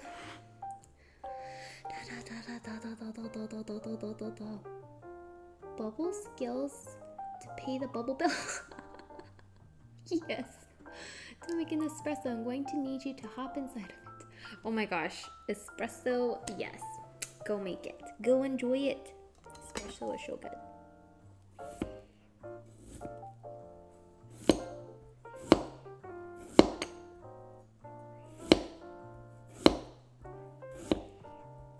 This is crazy. I don't understand how this is working. I still don't understand how this works, but I am not going to hurt my brain trying to figure that out. Someone figured it out and shared this skill with the world, so I will gratefully enjoy. I think this is like a good dish to make when you have like guests coming over. It looks very complicated, but it's not too complicated. Is it time consuming? Yes. Is it worth it? I hope so. I hope it tastes delicious. Is it ruining your chopsticks? Yes, I think so. So don't do this with your most favorite wooden chopsticks. Okay, moment of truth, number 2. Ta-da-ta-da. Wow! And it worked again. Ta-ta-ta. Our slinky. This one, I don't think I turned it completely 180 because like it's not as like well cut in certain areas, but the slinky works. The cucumber slinky. What? Hold on. Okay, so I'm going to put both of them into the bowl. Kind of wonder if bowl is the best place to do this. Oops, I'm sorry. I feel like probably a glass container would be a better one. Because I'm worried the second one might not get fully submerged. But, oh well. Guess we'll go for it. Okay, so let's look at the recipe one more time.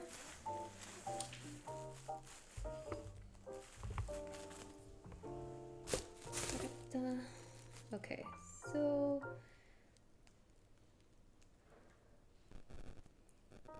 you're going to add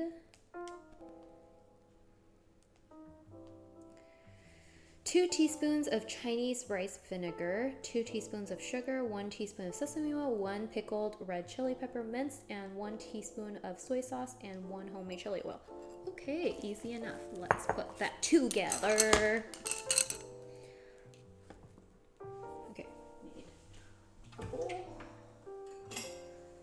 Gonna gather the ingredients.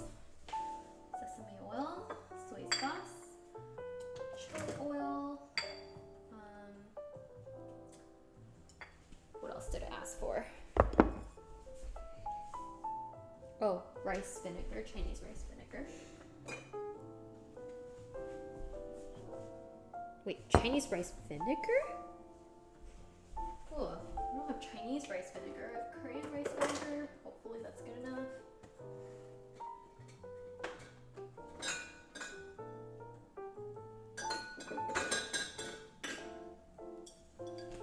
I have like this other vinegar. Maybe that'll do.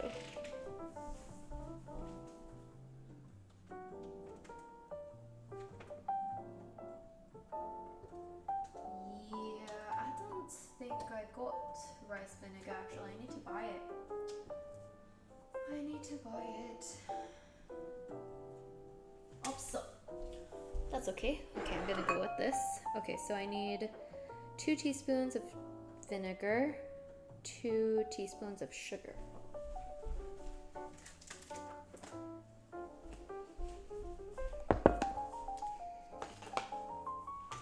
Okay, let's do it. Put it together.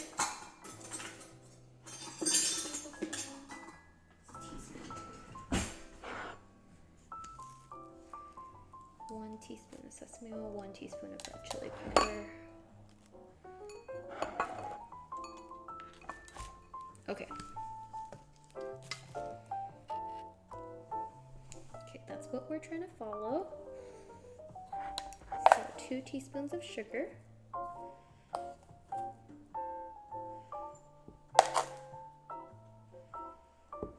2 teaspoons of rice wine vinegar, which I don't have.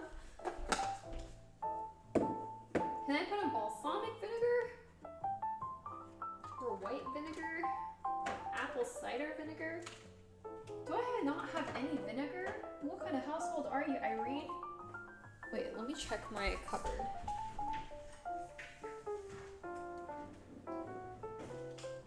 That's wine. Cooking wine. I have a bunch of cooking wine, but not vinegar. I need vinegar. Where is my vinegar? Okay, that's not great. Okay, well, I guess it's gonna have to be this. I'll just put in less soy sauce, I guess.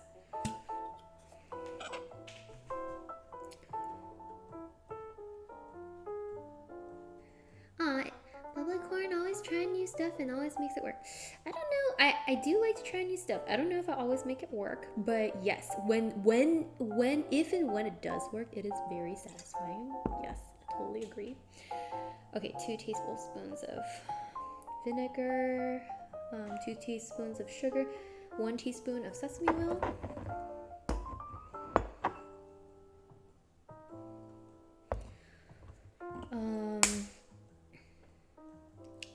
One pickled red chili pepper minced, 1.5 tablespoons of soy sauce, 2 tablespoons of chili oil. Okay. I don't have red pepper to mince, so I'm just gonna put in extra chili oil. Yeah. Come on. Just a second, let me put these away.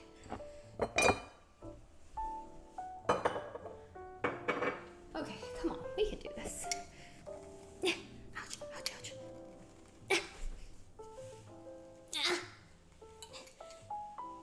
Okay, you know what?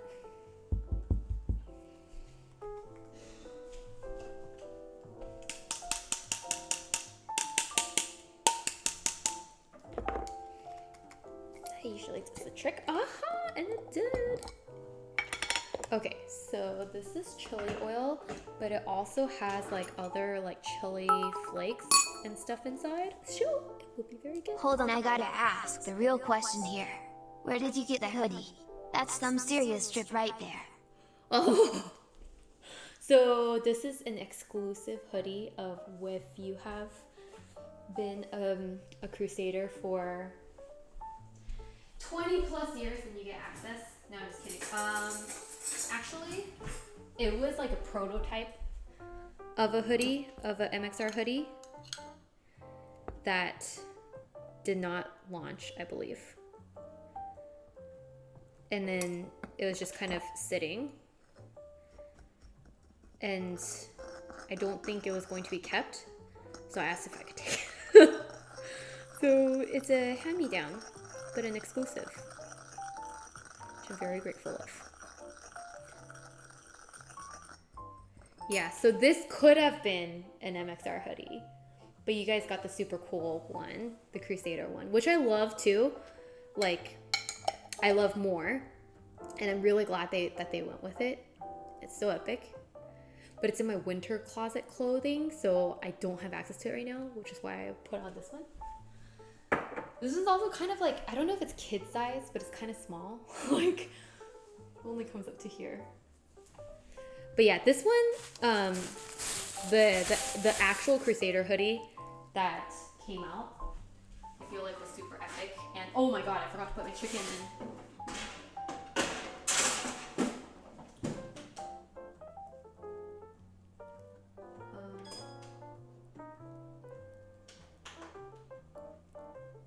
Because like the shape of this hoodie is kind of similar to normal hoodies versus I think the one that they chose to go with is like extra special design. Now it's an Irene only MXR hoodie. I don't know. I don't know like how many other prototypes there were. I'm pretty sure there was a lot because I think Jeannie and Henry put in a lot of thought into designing and like testing. Like they had a lot of prototypes before they actually came up with the real one. So thank you to Gina and Henry for going through all of that to give us the perfect Crusader hoodie, which I love so much. Do they drop more merch, by the way? Or when is the next merch drop? I feel like I've not been keeping current, so I'm not sure when the last. I really wanted the sweatpants. They just did. What did they drop? What did they drop? I need to know.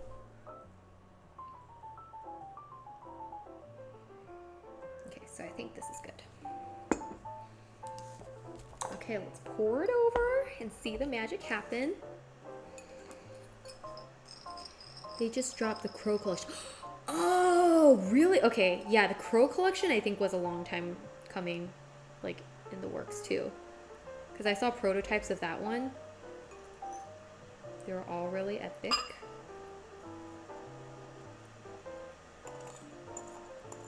Shoot, I did not stir in the sugar very well. Whoops, so the sugar is not dissolved. No, I messed this up. I messed this up so bad. This is like gonna stain. Oh my goodness. Okay, but let's try to salvage this as much as possible.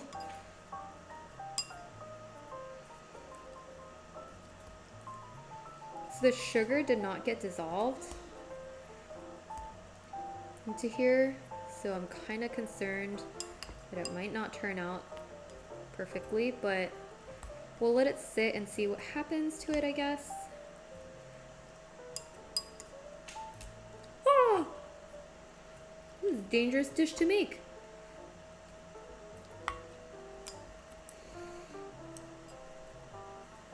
Hi, Iso. Hoodie, sweatshirt, and t-shirt. Ooh, the full set.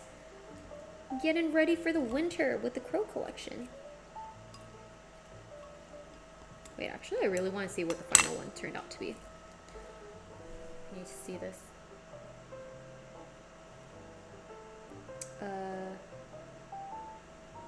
Crusade Crow collection.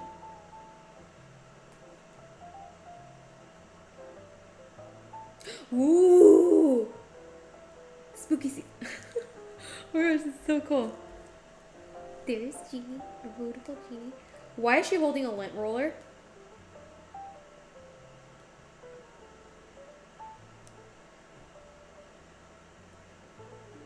Crow hoodie. Ooh, it looks good. Oh my gosh, it looks so good. And look at that. Look at that model. Look at the dramatic pose. I got so well with it. Oh my gosh. Oh my gosh, the feather details on the side. Okay, I have to get this. Oh! The Prophet's sweatshirt. Oh, I like this one. This one's so pretty. It looks kind of scary, but also very pretty. I love how that the flower is really like dainty looking and like, I don't know, it looks, what is this like a specific crow? Like, am I missing a reference? But I'm loving it. By the way, their photo shoot location, attention to detail, man, so good. Oh, there's a t-shirt. Alice Grave nail shirt. Wait, this one's not part of this collection, I don't think. I love the color. It's like a dove gray, where it's not like a gray that's kind of scary to wear for like, you know, sweating purposes, but like this one's like a very nice like creamy warm gray. It is part of this collection. Oh, Yuki went full send. Yeah, oh my gosh, this looks so good. Hand pin. This one's not part of this collection, is it? I think this one's an older one, maybe. I didn't know they had socks. Oh my god, I didn't know they had a mug. So cute. Oh yeah, my favorite, my all-time favorite merch that they have is the Crusader plushie. Oh, they do have the sweatpants. Oh, Okay. Personally, wait, is there a front and back to this? Oh, the back on this one has a little crow sitting on it. Ooh. Oh, the detail. What does the other one look like?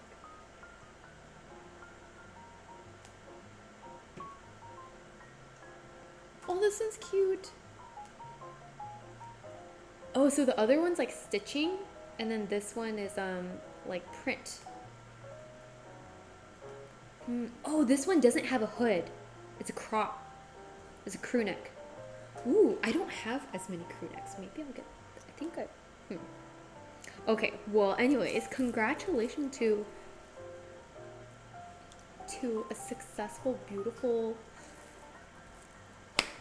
line of merch that just came out. These are the previous ones, but they restock. Oh, I see. Restocks are the best. Okay, so these guys are good. I think I'm just gonna let them like marinate for a bit while we stack up our bowl of food. Okay, so chicken is grilling, and then we just need to come here and start cooking things up. Okay, so let's grill up the, okay, these 2 cucumbers are going back. Goodbye, Colin the cucumber.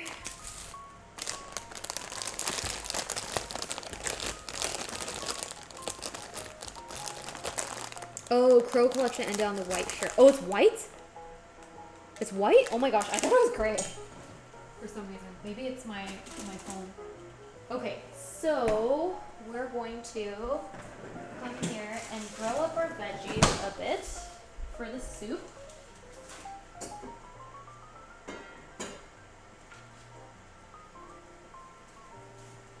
For the soup, we're gonna grill up some veggies and let that sit. Okay, so time to come over here.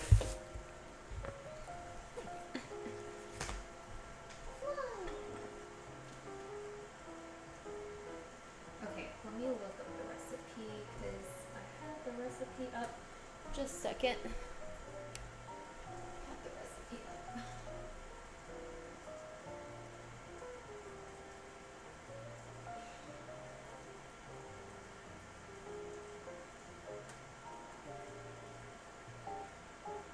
Okay, in a saucepan, combine the vegetable base for the broth, carrots, celery, onion, garlic, a tablespoon or 2 of water, and chicken broth. Saute the vegetables over medium heat until fragrant, and then we add the stock. Okay, sounds good. Okay, so I'm gonna turn this on,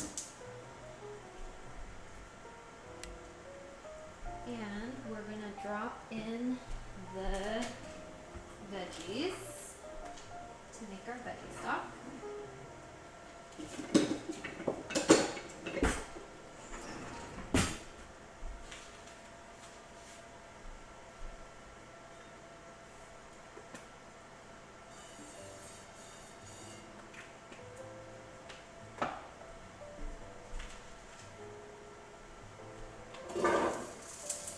Don't worry, for all of you who are saying, I hate veggies, these are gonna come out. They're only to make the stock.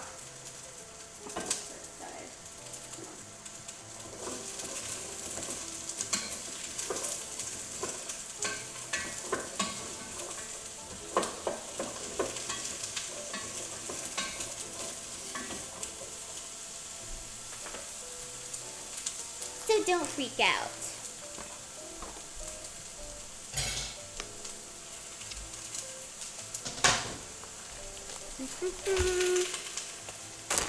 Who be hating on the veggies here? But I love veggies. Okay, well, you're part of the rare group who loves veggies. I kind of, honestly, after the Italy trip, I've grown to love veggies even more because, like, you know when you, like, miss something because it's not there anymore? I felt it. Veggies is what I'm missing. Okay, we're going to put in a lot of garlic.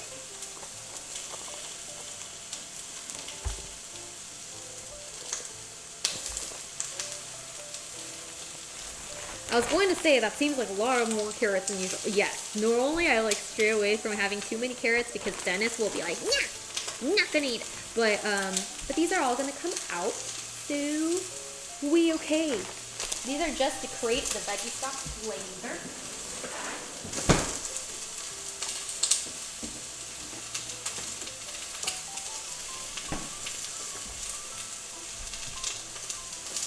Try not to burn.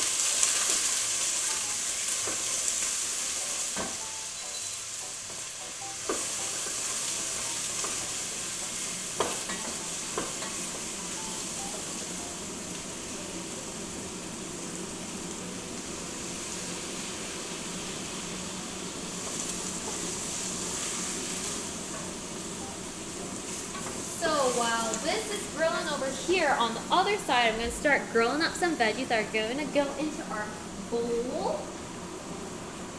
I'm going to grab a saucepan.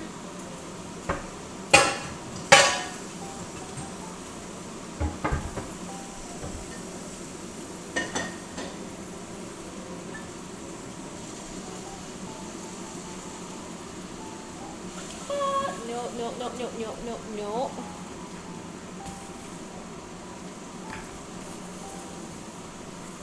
What in the world is going on? Okay.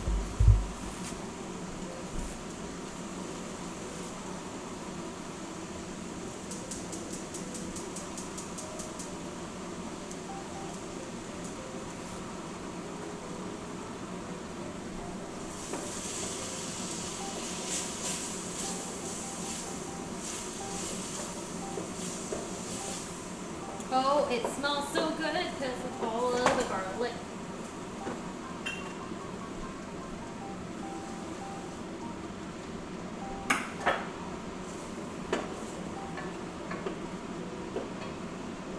Okay, so first we're going to grill up some mushrooms. Oh, I'm going to put away my wet stuff here. Don't want it to get oily.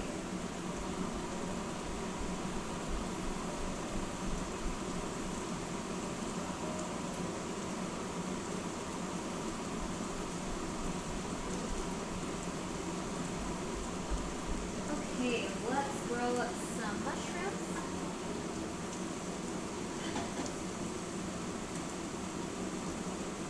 We're going to save some for the soup.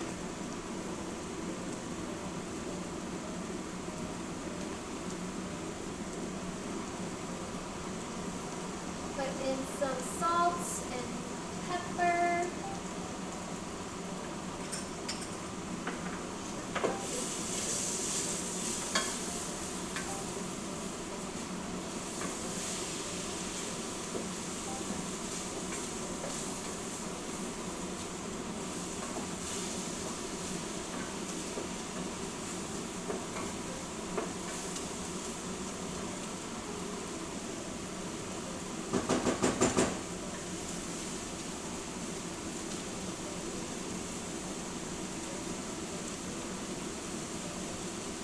Cool.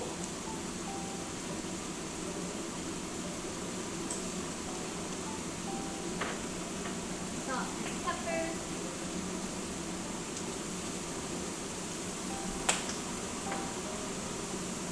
And then meanwhile, into the soup, I'm going to put in some chicken broth, about 2 cups.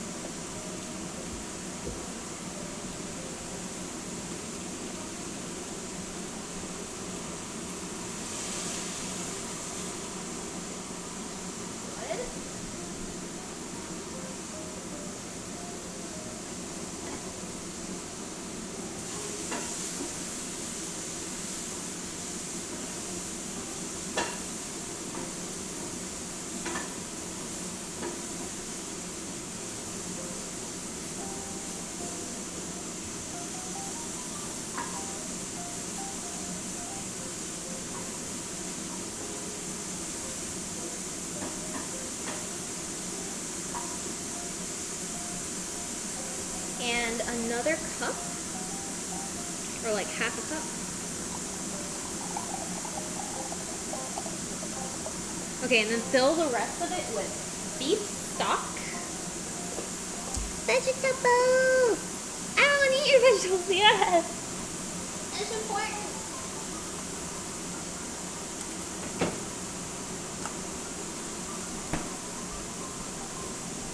It's important.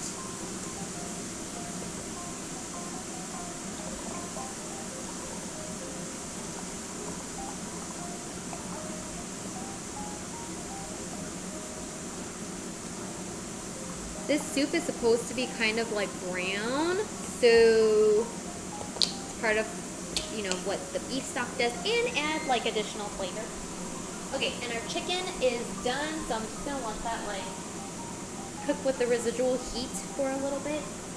Currently looking like this, nice and juicy.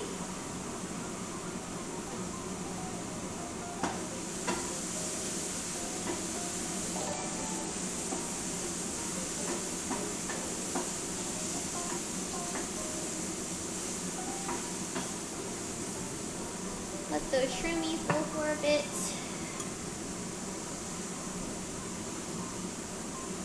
Add some beef and additional chicken stock to the soup. And then we just let that boil. Oh, and then we also add a little bit of water, like 2 cups of water.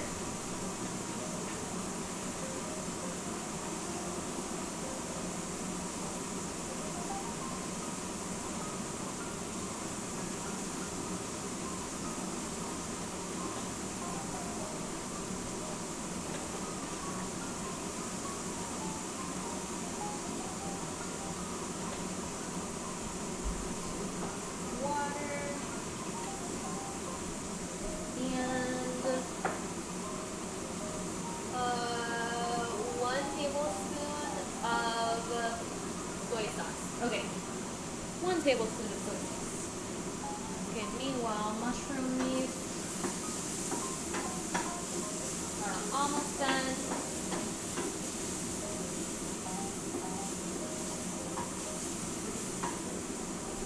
How are y'all doing? Buggy, thank you so much for the 34 months. Thank you. Potato. Oh yeah, we don't come with potato today. And Pat the potato ain't doing the party today. I'm sorry, folks. But maybe in the future, Strand.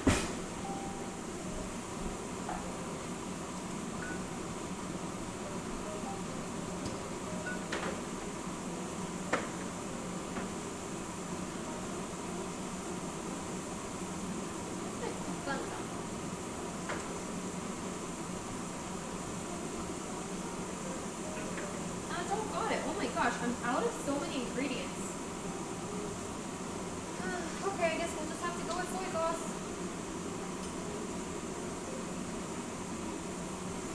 Adding soy sauce to the soup.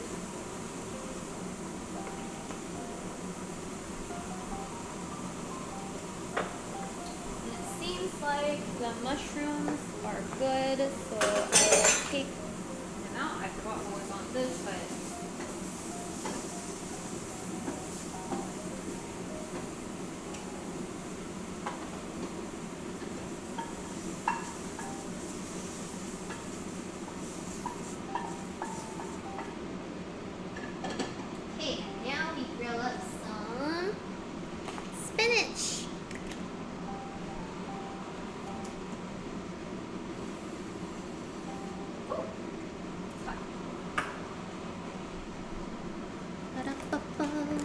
smells good.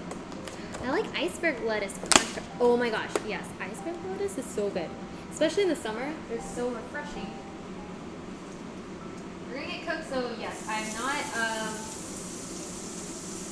not washing them, but Mama Lee will forgive me.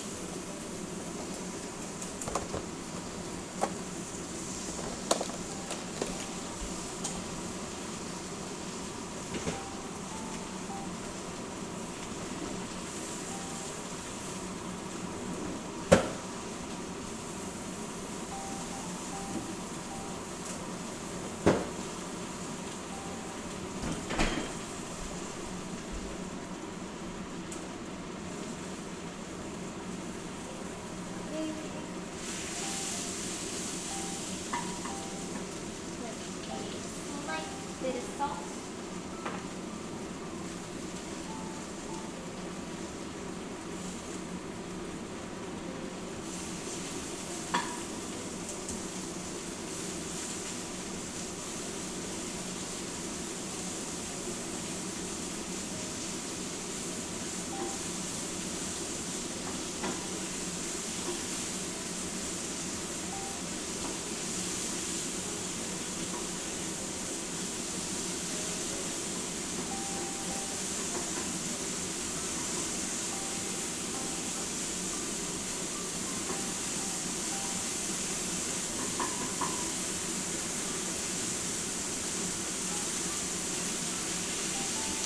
These are done as well.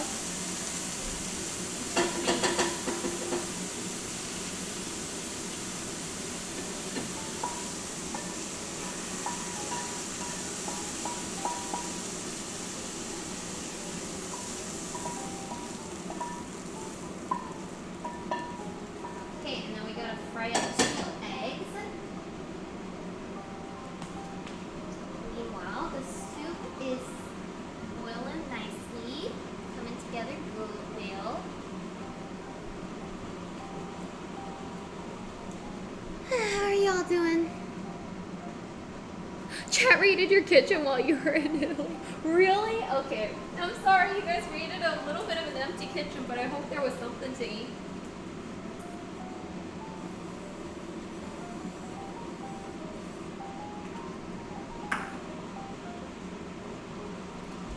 Okay, so let's put in our 2 eggs.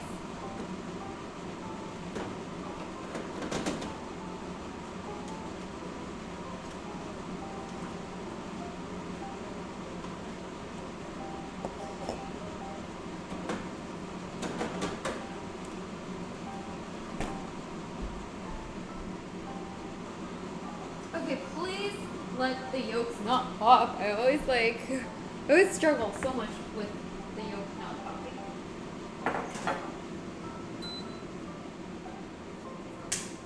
Egg number 1. Oh, success! Egg number 2. Come on.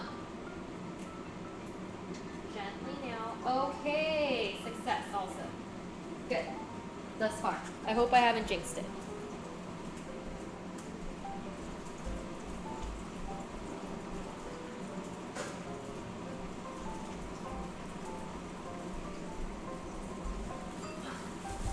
Woo! Almost got caught in my hood. That would have been bad.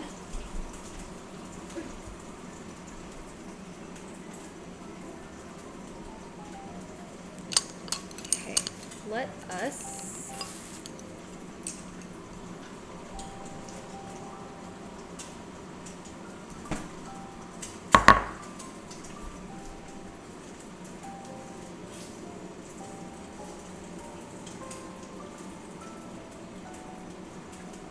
that's fine.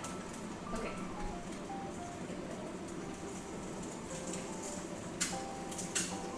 Turn it off. Eggs are pretty much done. So we can start stacking our rice bowl right after we slice up our chicken. See if it's done. Who is that? Can of Beans! Hello, and thank you so much for the 17 months. Hope your trip went well. Glad to see you back. Thank you. Uh-oh. It is good to see you. Hope you've been well as well.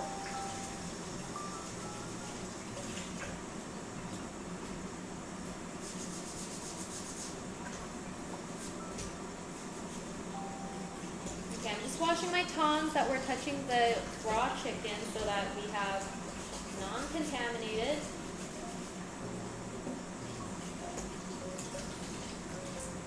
Tongs to work with. Okay, and let me bring over the chicken. Hopefully it's cooked by now. Hopefully. Nice and juicy.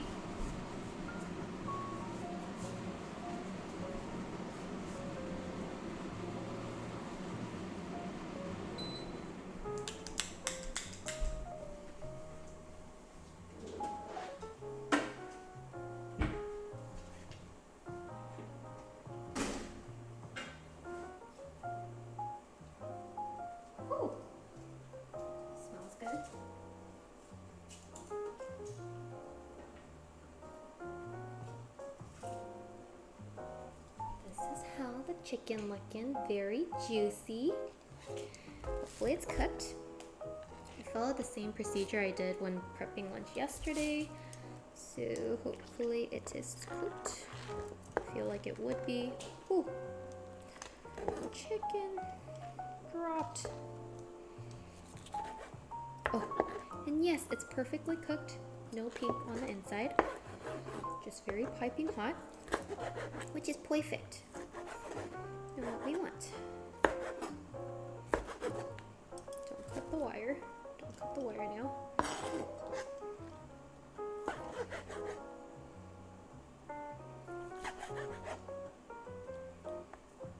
Dennis and I ate such a big breakfast that I don't know if we'll be able to eat this right now, but I'll try and see if Dennis wants any.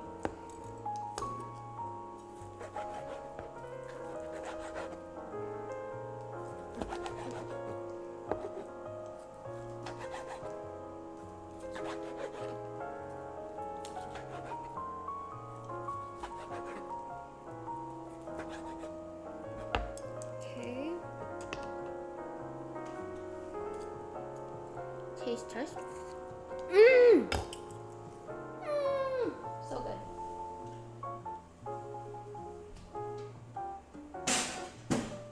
Okay. So, Chicken is done. going to put on a little bit of foil so that it does not get cold while we plate up the rest.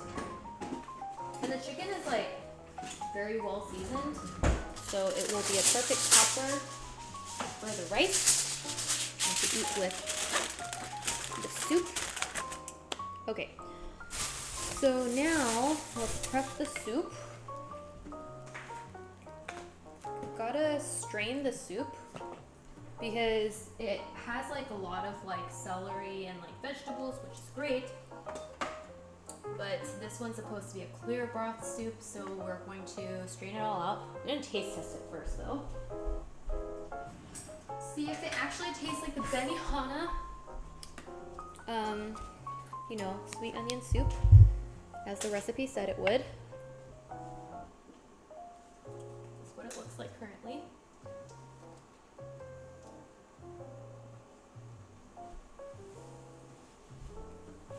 Let's try it.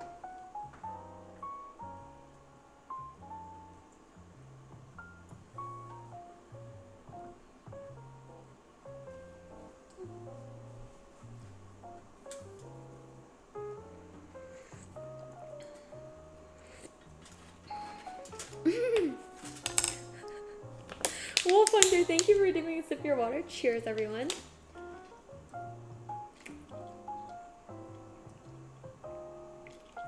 Is slightly under seasoned. I feel like I put in a little bit of salt because I don't want to put in more soy sauce. I think it's because I went with low sodium. And I think probably you were supposed to use the sodium 1 or something like that, maybe.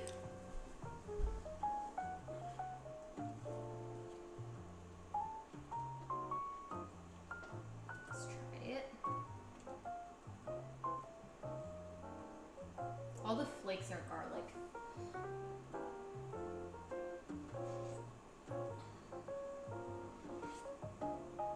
Okay, it's much better. Maybe a little bit more. And a little bit of white pepper.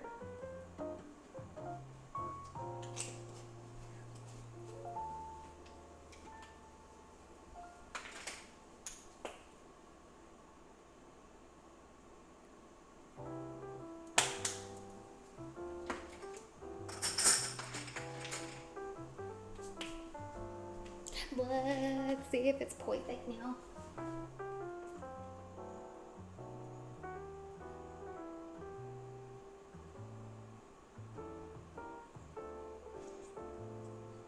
Oh, it's good. Oh, it's good. The magic of salt and pepper. The magic, the magic. Okay, it's very good. I think our soup is kind of almost done too, so I'm gonna strain it.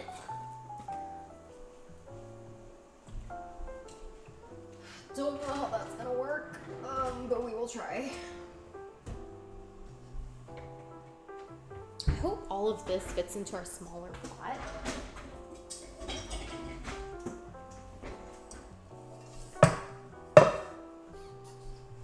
Okay, let's go. This is gonna be messy. This is gonna be messy. But we're gonna make this work. We're going to make this work. Please. Okay. Let's go. Okay, here we go.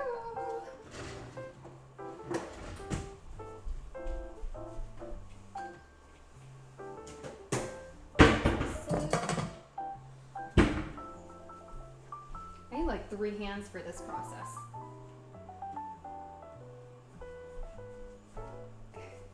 Please let me not spill everything everywhere. Oh, okay, this is very dangerous. Do not pour towards yourself like I am doing right now. That is not a good idea. But it worked, so I'm not gonna complain.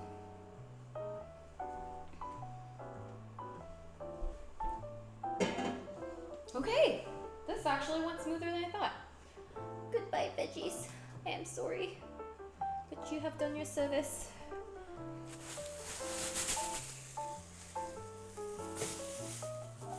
Okay, so now to this.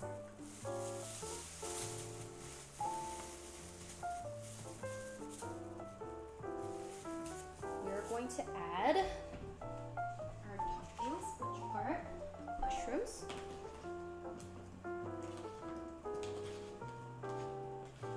Whoa, it's starting to look like the benihana soup. And some onions. We have greener onions, don't worry, but this is what the soup's supposed to look like. The benihana soup is coming to life. And the best part is adding the crispy onions, which is this. You're supposed to add this into the soup. So the texture is gonna be really good, but I'm not gonna do that like until right as we're about to serve. So I'm gonna now we're gonna make our rice bowl, and then we will serve the soup with it. Man, why did I eat such a large breakfast? I'm like, ugh, not hungry right now, but this looks so good. Okay, so, and then while we eat, I will tell you more about our Italy trip. Okay, wait, you know what? It's fine, leave that there. Let's get our bowl.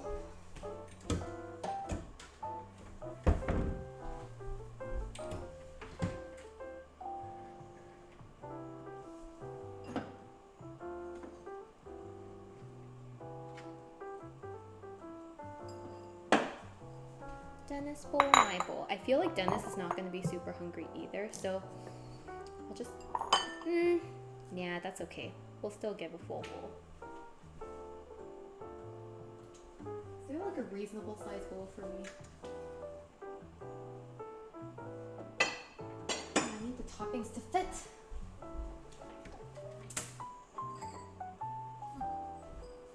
Nope. You know what? We'll just go with that bowl. That's fine. That's fine. Okay, let's scoop up some rice into here, our base.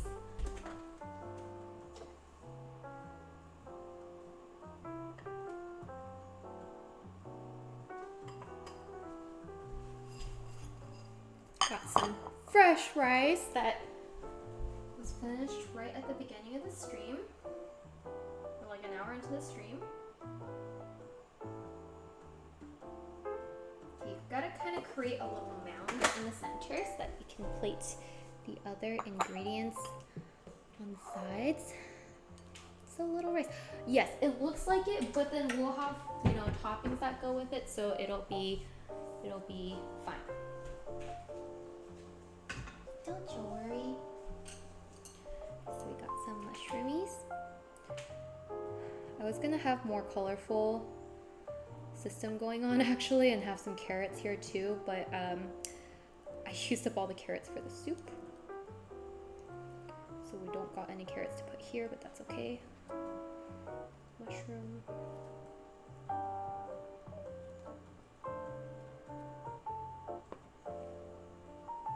Okay, and a little bit of spinach.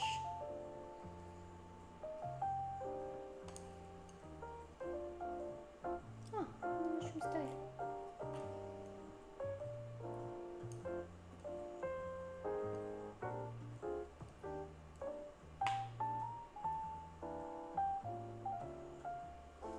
Okay, and then we have some. Where'd you go? Oh. We have some microgreens for the fresh component.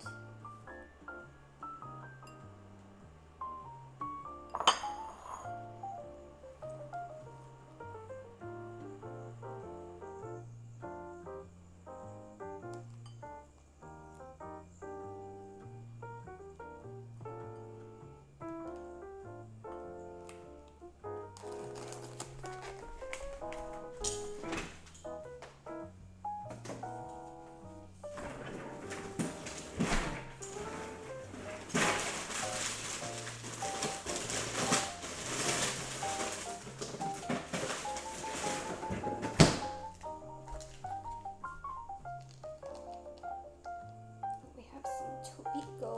I can never get this open.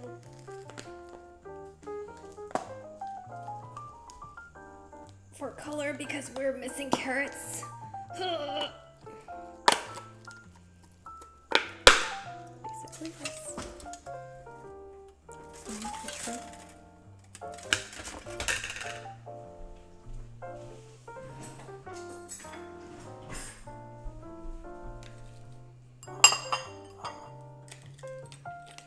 She's heavily frozen at the moment, but that's okay. It will thaw as we mix up the rice.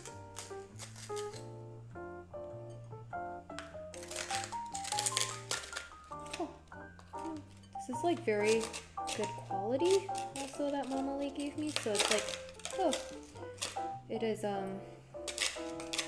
like has very good texture. It adds like a good, nice like pop.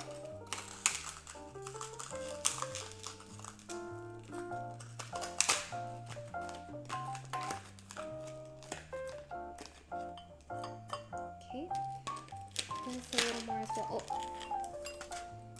there we go. Okay, fine. Okay, then it's a little more too.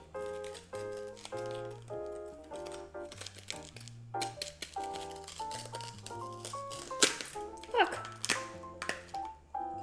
There we go.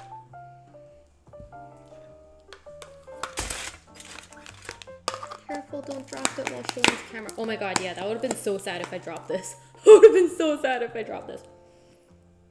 It's like gold. It's like, as it pops in your mouth, it's like sweet and salty at the same time. It's really good. Okay, and personally, I want my chicken on the dish, so I will place it like that. Dennis said he wants his chicken on the side, so I will give it to him on the side. And then in the center, of course, we are putting on our egg. No, I popped it. Oh man. Oh no, the egg is covering all the booty. No. Did not think through this very well. No, mushroom, come back up. And spinach. Some of you need to be here. Okay, just to show that it is colorful. You know, to show that this bowl is beautiful.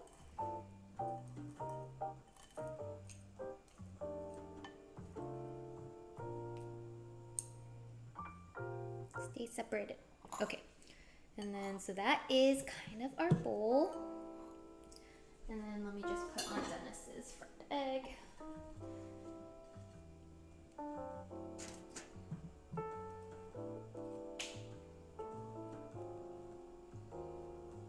Takeshi, lunch is ready. I don't think Des is gonna be able to eat.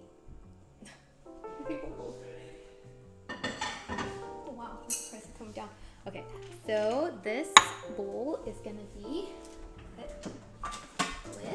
served with some of that delicious soup that we made today. So put this over to the side a little. There we go. We can see it a little better. Okay, and then gonna be served in a little bowl. Delicious soup.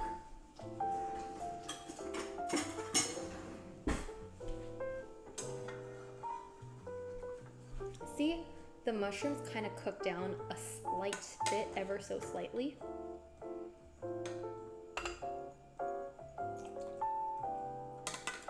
Serve up.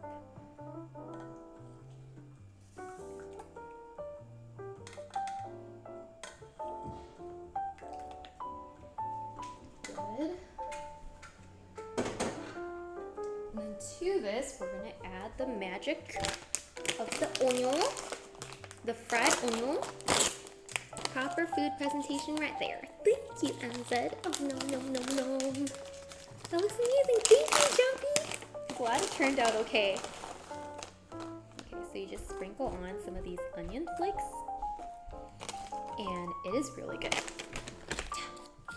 Okay, so give you a preview. We're gonna take a look. That's the soup. That's the bowl. And for the bowl, you get to make your own sauce. So I'm just gonna give soy sauce and chunky them, and then you figure out the rest. Oh, and okay, here you go. Oh, forgot the side of chicken. Let me.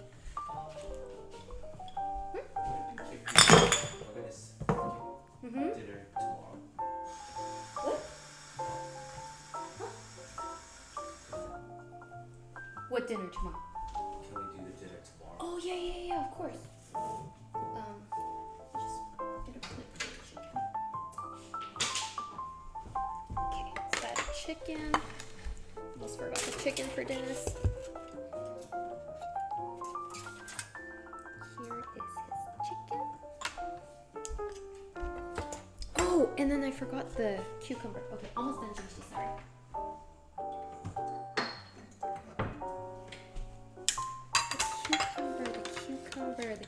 The crazy looking cucumber. No, it's like the very delicious looking cucumber.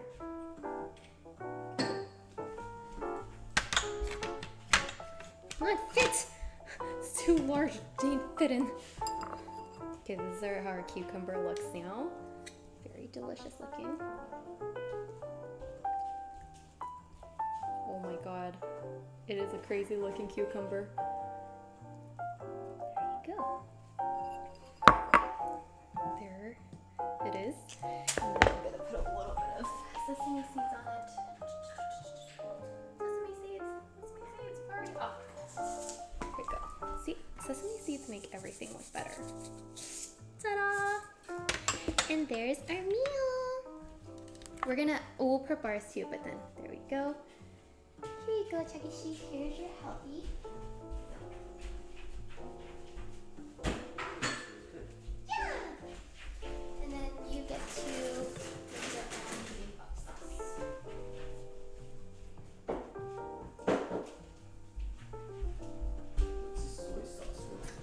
In case you want it to be in your rice. Soy sauce and beef sauce. I don't know. I'm not sure. Okay, so here's ours. I'm gonna put ours on a little plate too. Well, cucumbers does. Right? It looks really cool.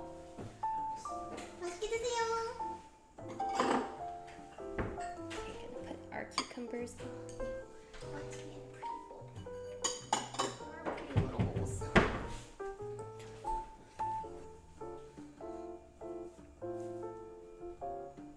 Hello. Okay, I'm going to a couple little bowls from here. Oh, all of my bowls disappeared. Where'd they go? Oh, I put onions in them. Doy.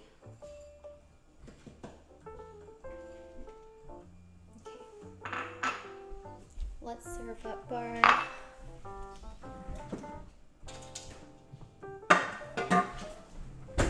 ours is gonna be on a wooden platter because we're fancy like that. Oh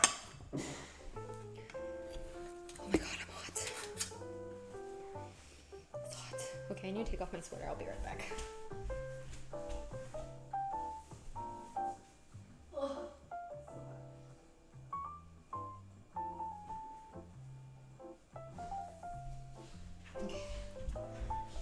Okay, that's better. Let's oh yes, our soup. So we already put in a little bit of green onion in the process because it's already in there. Let's get some of our soup. I'm most excited about our soup. It's really good. Really? Nice. A lot of vegetables died for it.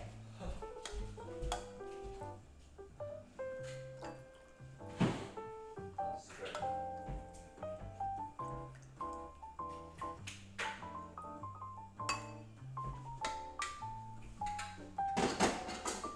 Okay.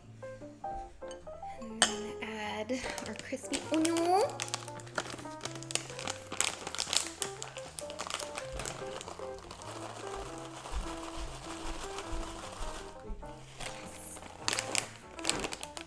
Oh.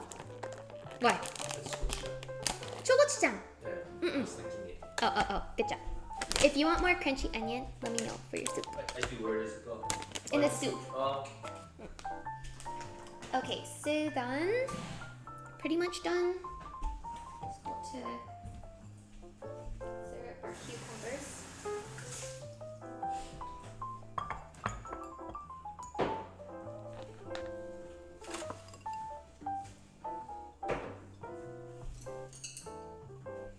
This cucumber does look pretty out. Like how? It's like really falling apart. Really, eggs. Perfect. Really? Yay! This is really beautiful. I never said it's bibimbap. It's a healthy bowl. Healthy, nutritious bowl. Did I say bibimbap? I said bibimbap to you, I think, earlier today. There we go. Yay! Let's dive in, folks. Right after I get rid of some of these. Enjoy. Okay, chat, you guys can start eating first. That's okay. Just trying to get myself a little oriented. There's such a mess here.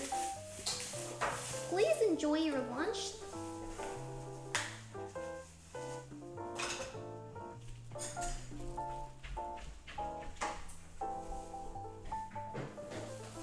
am I supposed to eat this? Just take a bite of it, and then you can like slice it with your chocolate. Glad you're trying it first. Teaches me how to eat it too.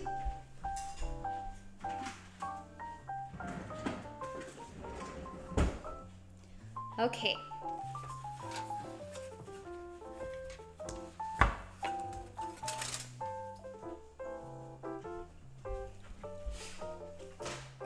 Let's eat. Now I'm kind of hungry. I said I'm not hungry, but then now I'm kind of hungry. Let's eat our meal. 잘 먹겠습니다.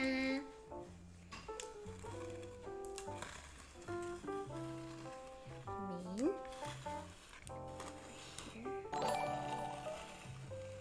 Oh, there. Now everything fits on screen. Yes. Conran, thank you so much for gifting a sub to KG and also to Snoozing Gaming. Thank you. Okay, I need a spoon.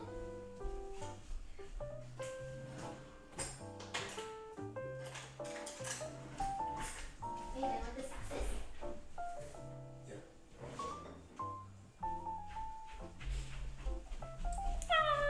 Let's eat, guys.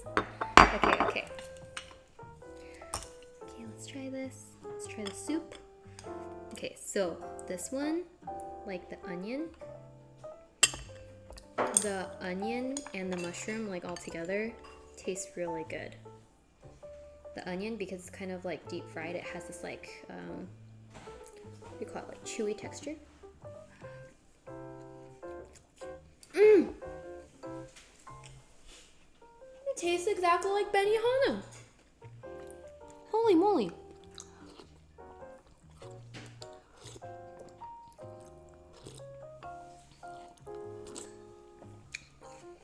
so good. Okay, that's a success.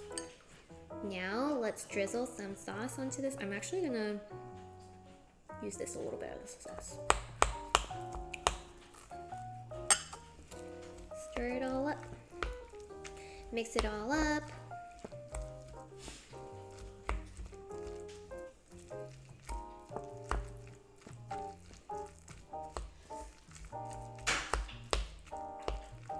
The egg yolk is also part of the sauce.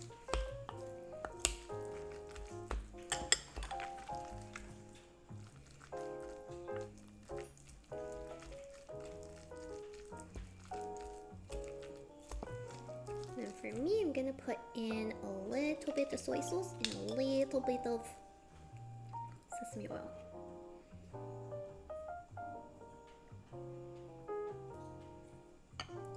That. Oops. Oh my god, personal bite of food from Mrs. Supremacy. I'm so sorry I missed that. Okay, I will get that for you right now. Okay, you will get the first bite of this bowl. And it will be all Mrs. Supremacy. It's a personal bite.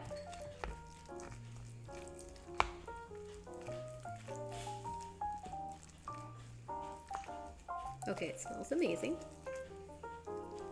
Okay, so let's do this. Looking good. Let's also add a bit of chicken. There you go. And there is your personal bite of food, Mrs. Supremacy. A very delicious, nutritious bowl of goodness. Hope you enjoy. No one else can take a bite. Yay! Okay, let's now try it.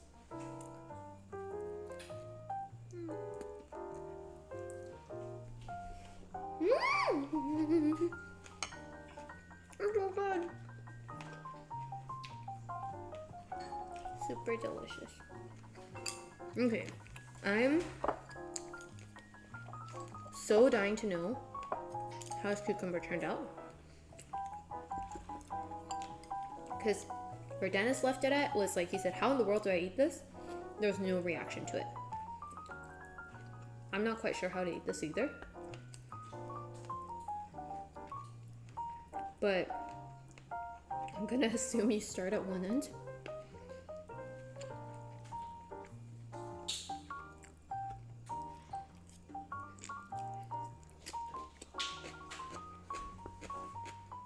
Mmm. Not bad, not bad.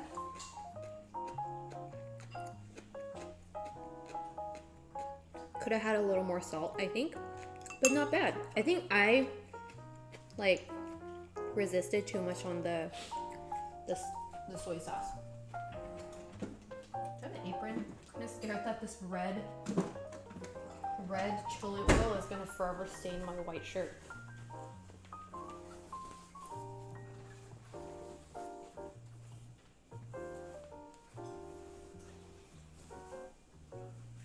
Okay, put on our bib. Now I feel like I can just devour the food.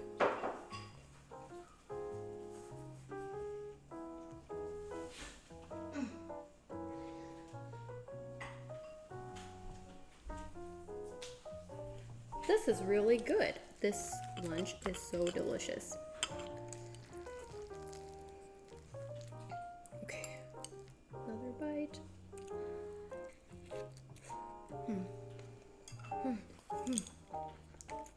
Chicken is so juicy and tender.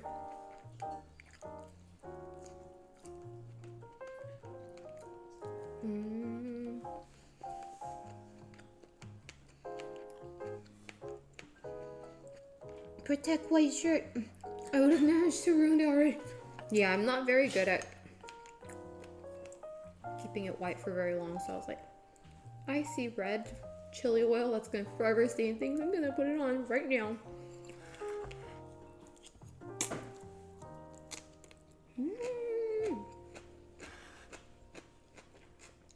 It was a very happy meal.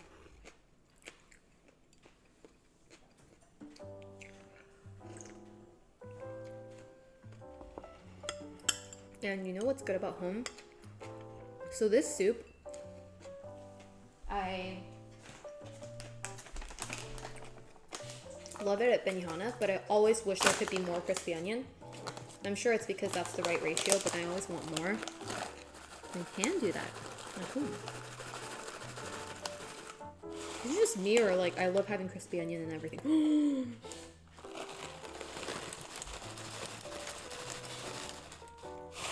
Yeah, honestly, crispy onion goes really well with anything. I realized that after cooking that Egyptian dish we once did, getting super addicted to it. It's like rice with macaroni and like a spicy sauce with crispy onion. And ever since then, I've been addicted to crispy onion.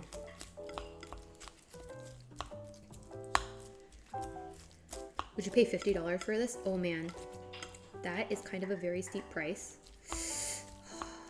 Yeah, I don't know if I paid $50 to be honest, but right now I'm very happy we get to eat this. Okay, crispy onion edition. Very good. I think it need a bit more crispy onion. Exactly. A bit more crispy onion. Works everywhere. Oh my gosh, I don't know if we'll have enough time to build the clubhouse. If we don't, we can continue it on Tuesday, but I'm gonna give you a preview.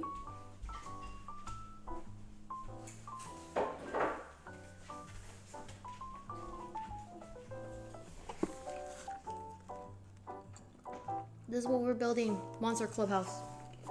I'm super excited.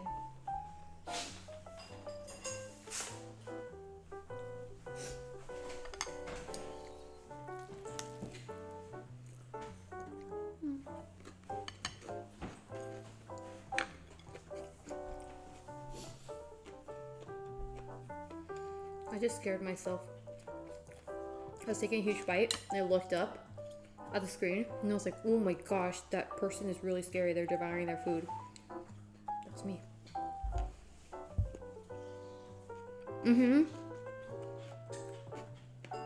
It's like a Halloween gingerbread house. That's absolutely correct.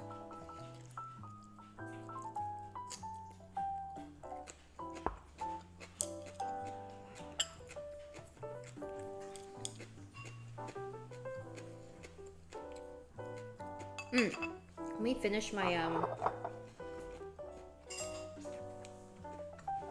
Italy pictures.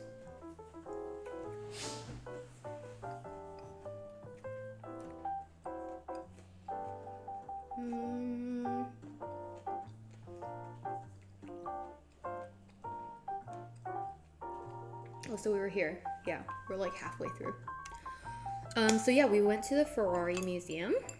And basically this tour is very interesting. It goes from Ferrari Museum, then to balsamic vinegar, and then to a Lamborghini Museum, then Parmesan cheese. And the funny thing is, like, usually a lot of the people who participated were couples. And like, when we go to the balsamic vinegar museum, all the ladies are like really interested. Actually, no, everyone was pretty interested.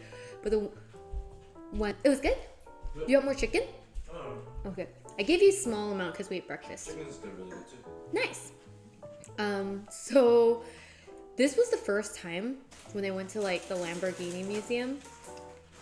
Like, you know how when you go to malls, you see a lot of guys sitting out on the benches and they're just like waiting for their wives to like finish their shopping.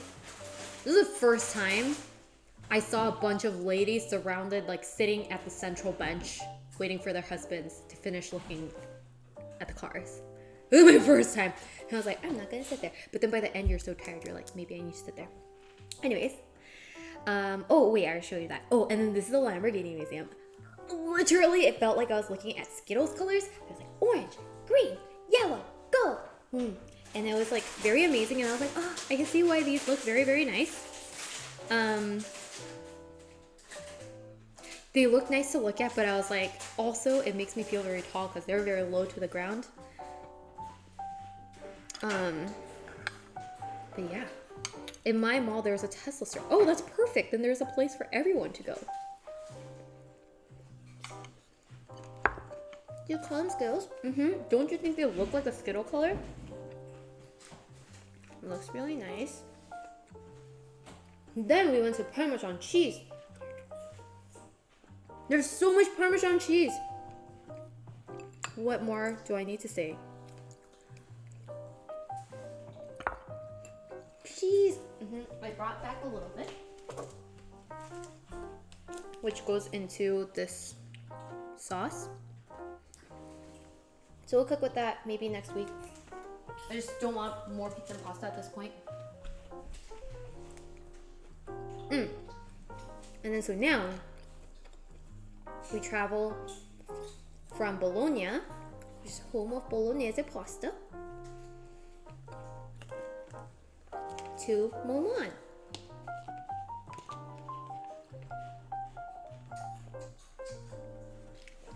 The home of Italian fashion. I did not know until I went to Italy how many like well-known luxury brands are based out of Italy. And so I think Italian leather is something that they're very proud of. And so yeah, a lot of the brands are from Italy. Oh, and then so we traveled a lot by train from city to city. So it was very fun. Like just Dennis and I haven't really like been on the train a lot, so it was fun to see. Have you seen the YouTube showcase of how they made those cheese? How it was made vids are awesome. Really? Okay, I need to try watching it because when we went to the cheese tour, we did not get to see everything. Because it wasn't, the machines weren't moving. They just like walked us through it. The hilarious thing about the cheese museum is like, it's pretty like common sense that cheese comes from milk, which comes from cows. I did not make that connection in my head for some reason. And so we were late going to the cheese tour like by like 5 to 10 minutes. So they had already started the tour. And then I was like, we ran in and I was really surprised because like we were looking at cows.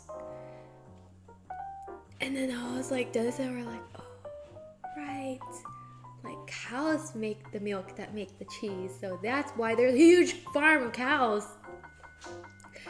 Yeah, so I was like kind of surprised because I didn't expect to see cows. I was expecting to see like, we go to like cheese making factory or something like that. But poor Reed, yeah. And then I was like, these cows are really big, but they look really nice. They look really like cute. Like their eyes are very like doe-like eyes. And then it's like an organic farm. So here, like they take really good care of their cows. Like they don't force feed the cows or like force the cows to like produce more milk than they normally would. So it's like a very like well-kept organic farm. And then, oh, okay, so now we're in, where are we? I think we're now in, where is this? Oh yeah. Okay, we're now in Venice, which is a city that is built on top of water, which is quite amazing. Like I had been to like the Venetian at Vegas, which is gondolas and like fake Venice, but like I saw pictures of Venice before I went, but when you actually go to the city and you come out of the train station, you see that there's just water and boats everywhere.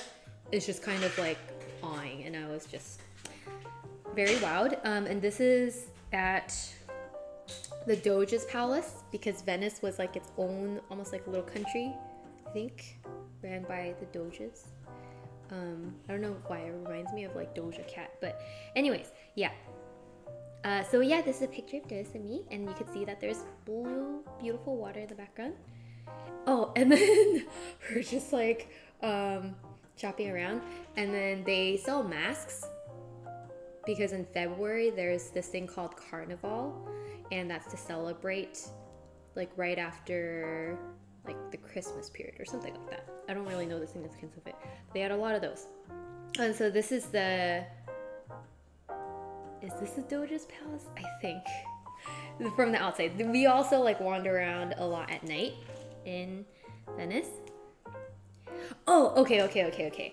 And then the last part on the day before we left, one of my favorite things I'm so glad we did was we had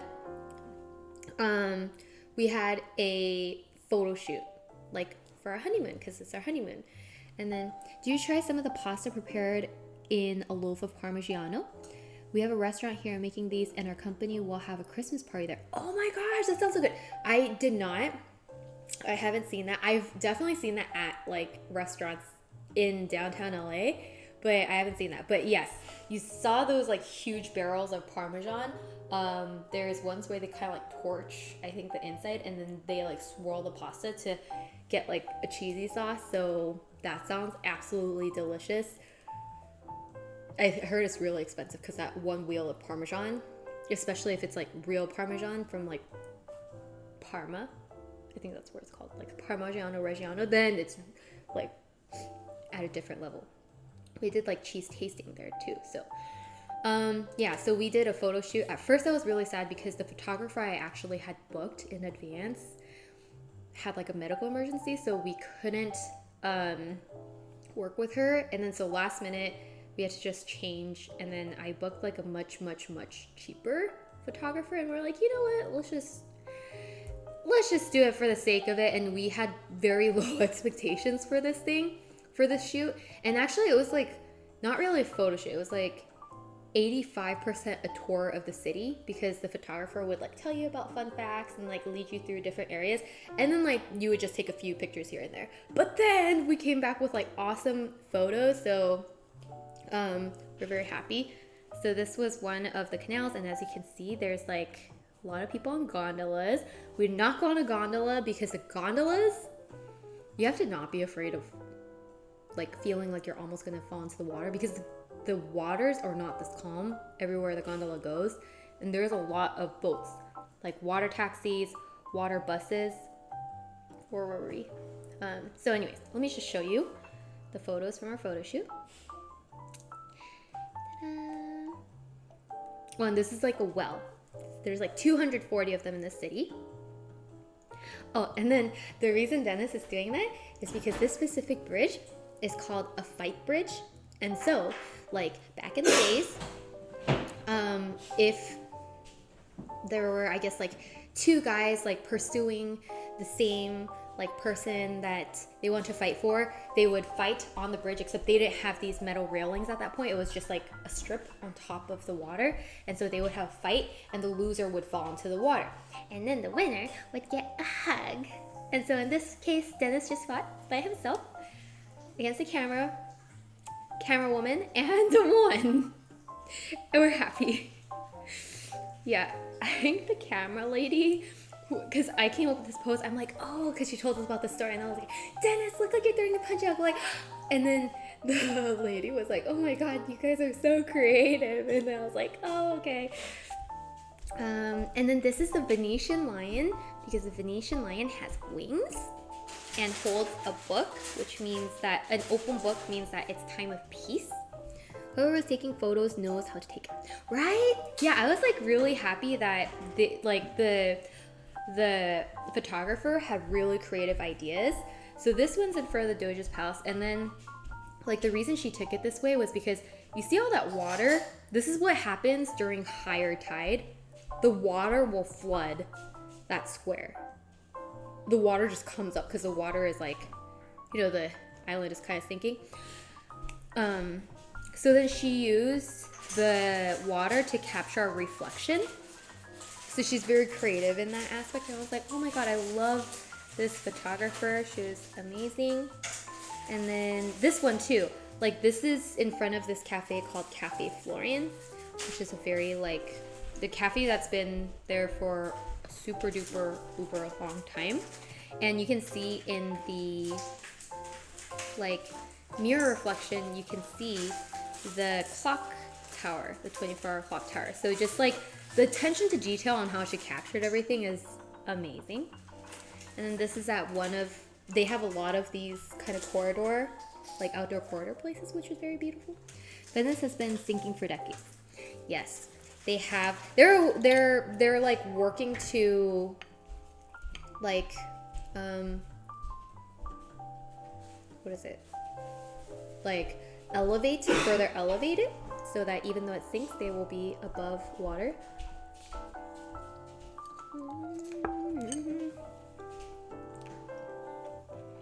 In the water. This is one of my favorite photos. All the gondolas. And they have really cute like street lamps. A long time ago they had candles in here. We're doing a little La La Land moment. Oh, and then this one, I forget the significance, but then they're like, oh, you have 1 foot in Venice and 1 foot in the Doge's palace. And this is in front of there as well.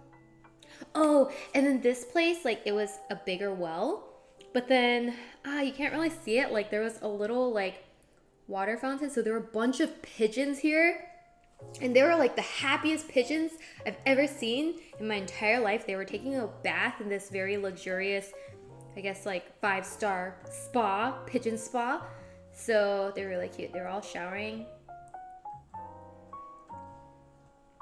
And then this one, it was a very spontaneous final picture we took, where it's like, this is a 24-hour clock at the back, and then it was just in a random alleyway.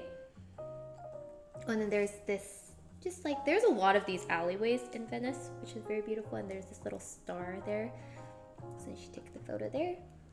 And then this is the last picture. This one is the, which bridge is this? The Grand Canal. Pigeons! Who took all these pictures? Oh, we booked her through Viator, like a Viator tour, and her name was Miswa. It was a professional photographer. And so, kind of like Pontevedra of Venice, but very beautiful. And then we took a selfie. Oh, and then we wandered around at night a little bit, similar to the other cities. Oh, and we ate a gelato almost every single day. 1 gelato per day. So this was gelato we ate that day. Oh, and then we were just like, this is actually on the bridge. So there's like shops on both sides of the bridge. We're just wandering around. I'm in the middle of eating my gelato. Oh, they're also in the middle of putting up their Christmas decorations. So it's going to be very beautiful. They didn't light it up while we were there, but apparently it's going to be very beautiful. But yeah, you can see the streets are like half, it feels like you're, not feels like you are almost like water level, quite literally water level at some places. So it feels really interesting just to be like walking in a city that is water level. And I think that's the end. Just our nighttime wandering. And yes, that was it for our Italy trip. So I hope you enjoyed the little story time. I will be eventually posting a vlog, or multiple vlogs actually. But I had a great time. And this is so yummy. Happy you guys finally got. Oh, thank you, Adam. Sorry, thank you so much for the 27 months. Hi, Irene. Hello.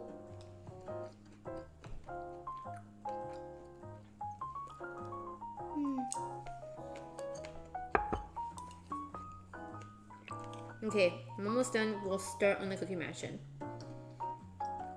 We only have an hour, so I don't know how much we'll be able to build, but we'll see.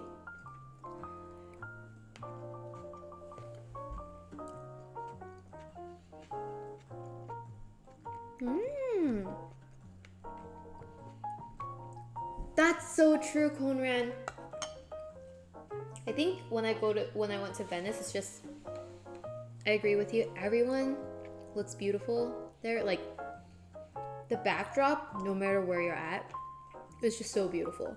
So that's another thing I appreciate about this photographer, because she didn't like blur out the background, which is also a style I saw some of the other photographers do, but I'm really glad she highlighted a lot of like the background in the photos.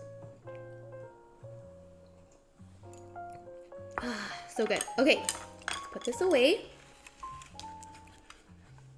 And let's start on our Cookie Monster Clubhouse. Decoration time! Thank you so much for sharing, Irene. It looked like you had an awesome time. No rush on editing the vlogs, but would definitely be awesome to watch your trip when it comes out. Thank you, Silver. Yeah, I actually started editing while I was in Italy, like during like train trip times and like downtimes a little bit. So hopefully they will be coming soon. Because I'm excited to see it too. Dennis and I are excited to see it too. Because it's gonna be like looking back at our memories. Like Dennis and I liked it so much that like Dennis was looking at Italy on Google Earth. And yeah, it was just so amazing. So I'm really grateful that Italy is so beautiful and is so friendly to tourists.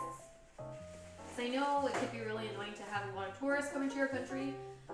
I'm sure there was a lot of people who are annoyed, but like I was really surprised, like, because I thought overall we would not be met with friendliness. But everyone was really friendly, like at the cafes, like the tour guides had the patience of an angel, I swear, because I was like, how is that person not getting frustrated right now? But like, yeah, it was really nice. Everyone was really nice there and had a fantastic time. Hopefully we get to go again in the future or other European cities.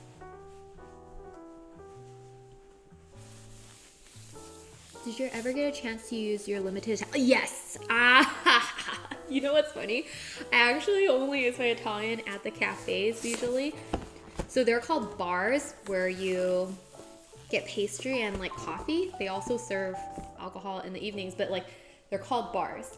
And then so my like Italian I use was like due espresso doppio per favore, and they'd be like okay. And then I used si a lot, and I use grazie or grazie a lot, grazie mille a lot because I had to ask for a lot of favors, like could you please come and kill these bugs for us. What else did I use? Oh, I think buongiorno is like good morning, I think, so that people use a lot. Buonasera, which is like good afternoon, and oh shoot, I don't have my overhead camera going. And then ciao, which is hello and goodbye. So yeah, got to use a little bit. I wish I got to use a little bit more, or knew a bit more, but it was, knowing numbers a little bit was helpful, I guess, while ordering. Okay, especially as you go to Tuscany, they don't speak any English in some places. So that's what we're building. Oh, these aren't cracked. Wow. This is in really good shape. Really good shape. These are piping bags. Oh, and then these are Monsters Only Happy Halloween. Why not? Do they have reputation for being rude to tourists? No, I don't think they have a reputation for being rude to tourists. I think I was just like worried that they might be annoyed with tourists and not nice. I don't think they have a reputation for it, but I don't really know. So I was just, I don't know, I get scared of things, I guess. Oh, these are already decorated. The little Dracula and Frankenstein characters. They look like dish. So cute. Oh, and then we have little bones.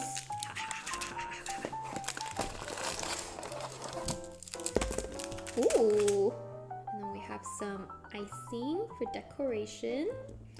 And we have little pearls for decoration. Oh my god, I'm so excited. Okay, and that's what it's supposed to look like. And they do have instructions in the back, so we will follow the instructions if we want to be successful. Therefore, you need to follow the instructions. Okay, we are first going to massage the black icing, which is kind of hardened a little bit. Pouch until the icing is soft. Cut off corner and squeeze icing into piping bag. Twist top to close and cut off small tip. Okay, that's very doable. My hands are very warm right now, so it'll totally work.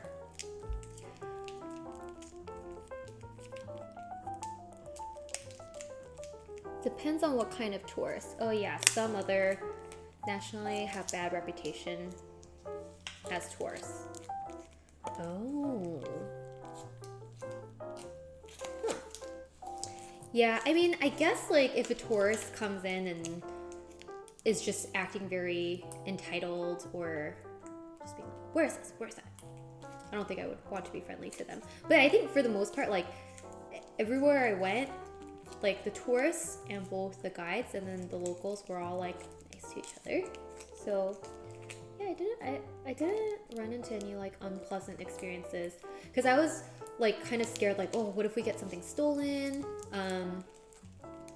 Because we heard it could be like the touristy areas, it could be easy to like get your items taken or like, yeah. But I think also like we didn't go during peak season, busy season, so I think because of that we didn't lose anything. The only thing we lost is like we left face wash at one of the hotels, but that was the only thing we lost. So overall it was good. No like major injuries or anything either. I kind of caught a cold a little bit like midway through, but it went away. And then my ear thingy, but that wasn't too bad either.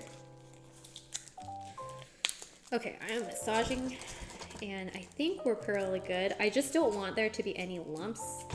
So I'm trying to follow the instructions, make it soft.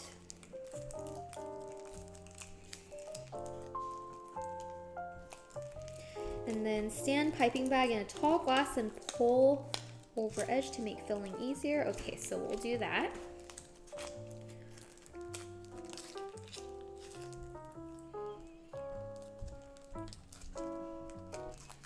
Great picks though, thank you. Yeah, actually, you know, it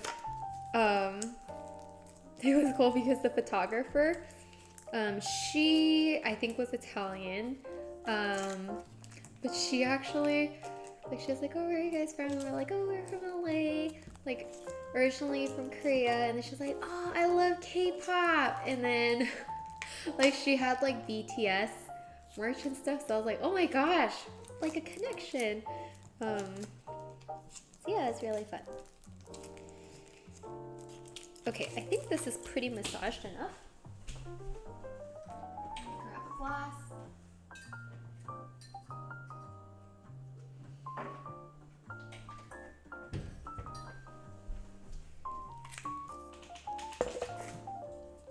Okay, and then we're gonna put our piping bag. This is like very well thought out. I am liking this kit. K-pop bringing the world together. Also Korean drums. Yeah, who knew? I never knew this day would come.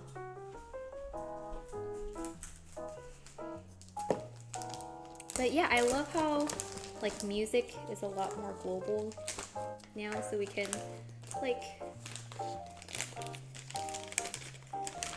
celebrate everyone's cultures through music.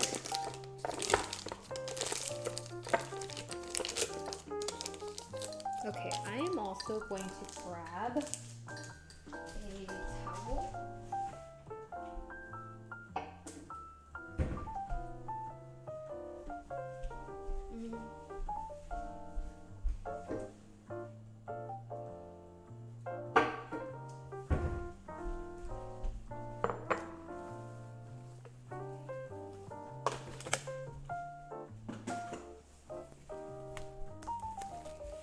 To avoid having everything like getting on the counter.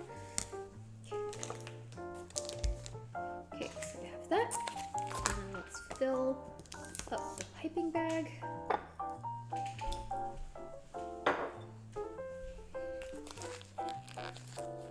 Oh my gosh, this is so black. I'm scared it'll like dye things. Oh. Whoa. How do they make icing so black? I heard it's really hard to make icing like very rich black color.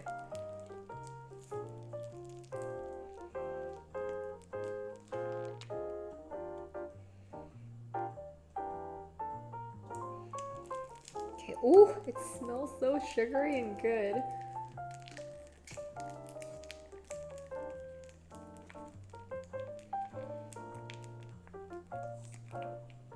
Music is an international language after all. That's true. Yeah. I think sometimes like I listen to songs in Spanish or like Chinese and in Japanese and I have no idea what the lyrics are saying, but I still really like it. And then you get like a certain gist of like, oh, it probably means this, probably means that. Sometimes you're off. Even in English, you think the song means one thing, but it means completely something else.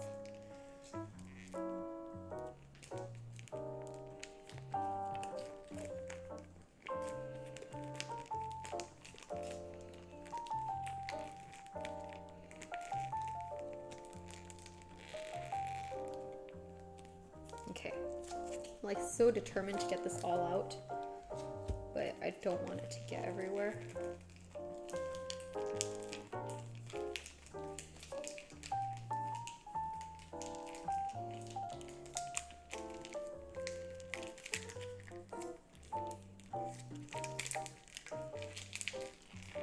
Last squeeze.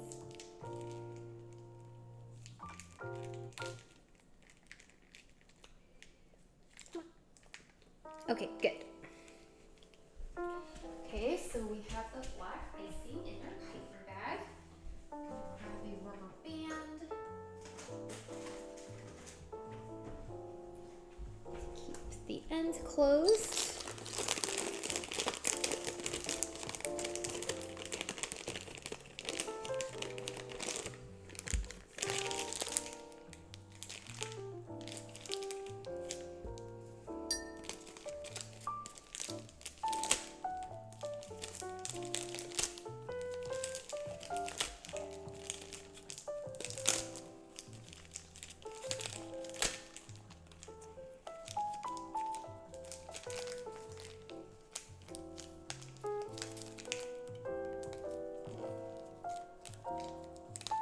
Perfect. And then we have our piping bag ready. Okay, and then now it says, what does it say? Let's look at the instructions.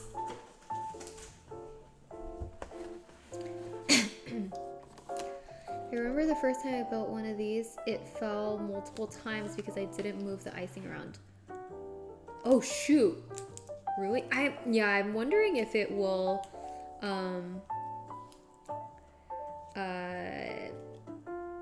if it will kind of like construct together. Arrange all pieces face up on a flat surface. Cut small tip off icing tube. Cut more as needed. Decorate as needed with icing and candies. Adhering yellow window panes and signs using dabs of icing. Reserve about a third of the black icing for assembly. Okay, great. So we're on the decorating stage, which I love decorating. So get going.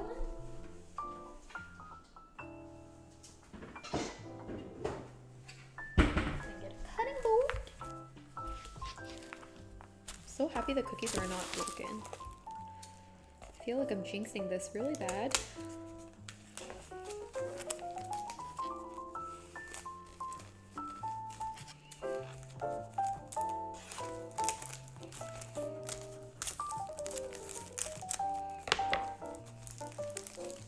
Ooh! Okay, so this is one of the front panels. I think it's like the chimney.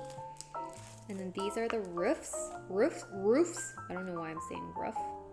Oh shoot, they're kind of stuck together for that one, but it's okay.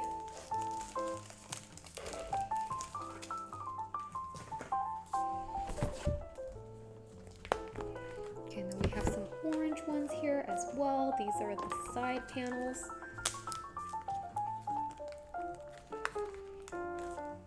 Yes, it's like a gingerbread house, but for Halloween. So it's a monster clubhouse.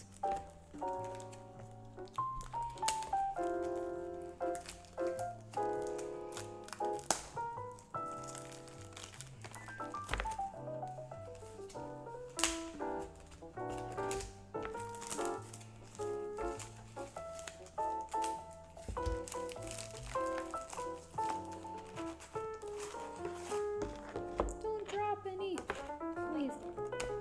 Okay, there we go. It came apart. And then we have the side panels.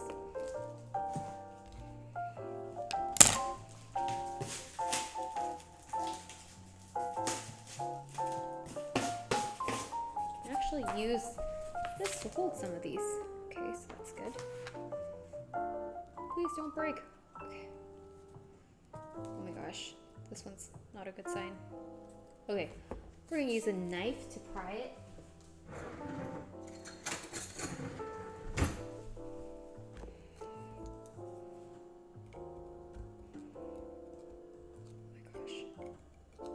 Oh, okay.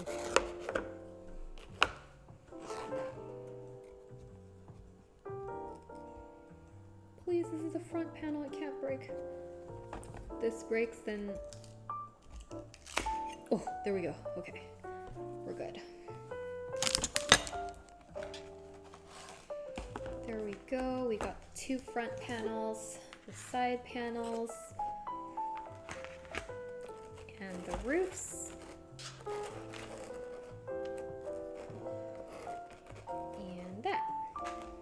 Great. Okay, so let's start decorating.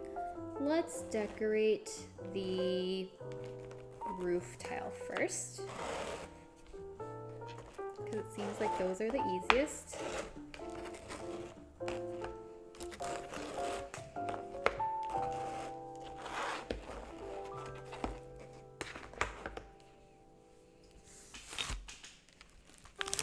Okay, for this they gave white icing. Where'd the white icing go? Where'd the white icing go?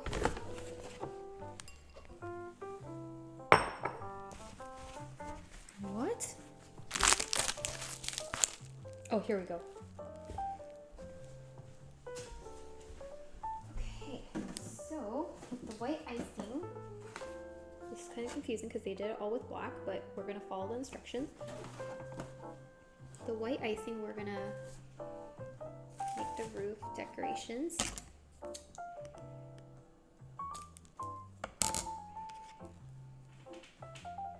As well as the spider web. Okay, so the spider web.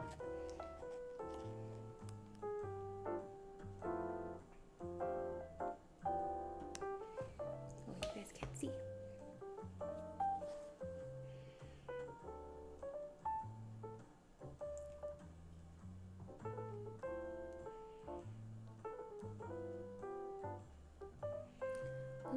Okay.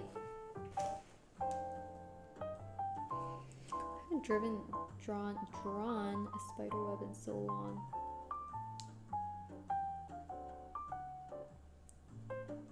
Forget how it looks like. Oh no, that was kind of hard.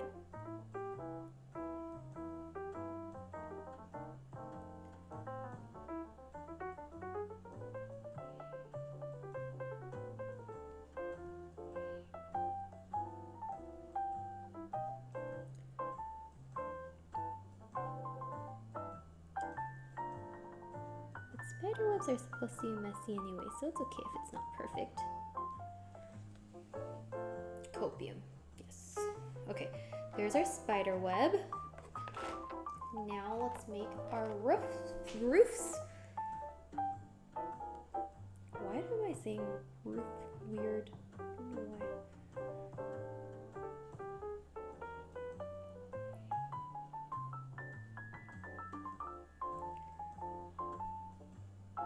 Oh, that part's not too bad. Haha, not a gingerbread but pumpkin spice house. Ooh, I didn't even check like what flavor this house is. But it kind of does look like pumpkin considering it is orange.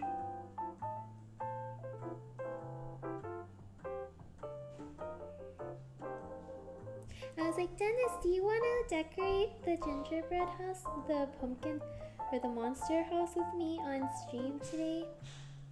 And I was like, you don't have to do it like on stream. Like you can decorate it on the side. And he's like, no, I will go play golf. And I was like, no, why? And he's like, yeah, someone would have to pay me to do that. And I was like, what? Why? Doesn't it sound fun? Like the moment you hear it, and then he's like, no, that's not my definition of fun. And I was like, oh, I guess decorating cookie houses are not fun for everyone. Because I was like in shock. I was like, how could you think that decorating a cookie house is not fun? Roof, roof. Yes. Okay, why am I saying roof? Like, is that a certain accent? Is that Canadian? I must have heard it somewhere for me to be saying it. I don't know why I'm saying roof.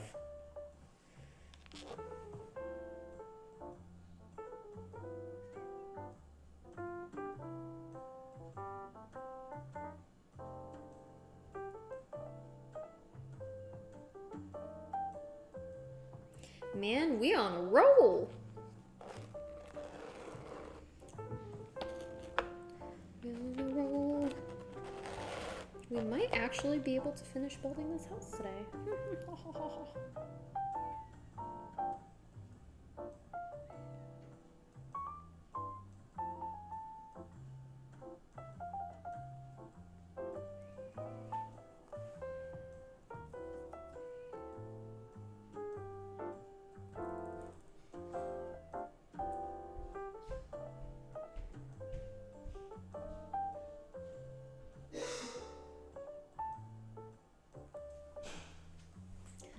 That's roof, buddy. Yes, it is a roof.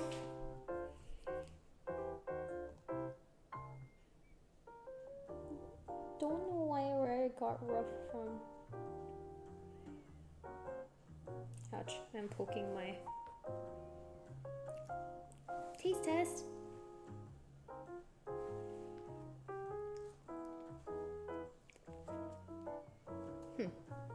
It's not as sweet as I thought.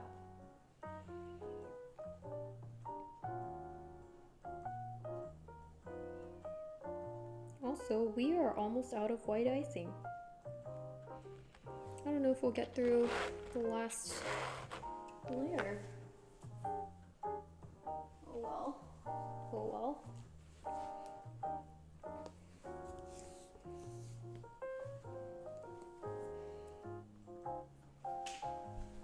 I know. I know. I am a genius. I am a genius.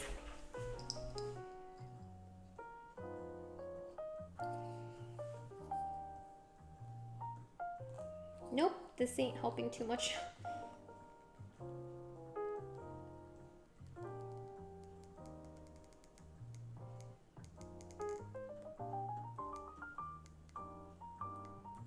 Come on, white icing.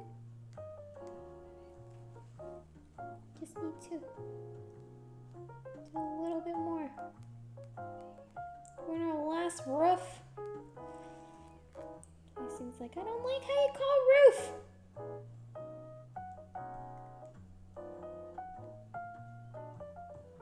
Okay, last one, last one.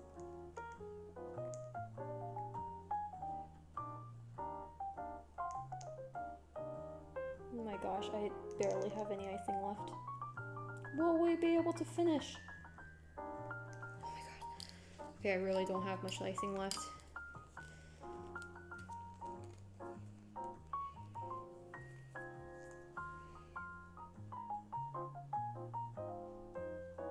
We did it!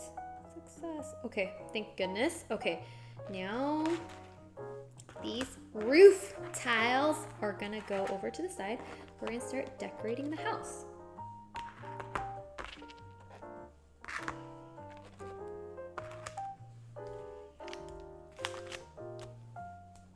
Yay! This part I'm most excited for. Okay, so the house decor is supposed to look like that. Like that. Just gotta somehow make it look like that. Okay, so I'm gonna have my inspo pick right there.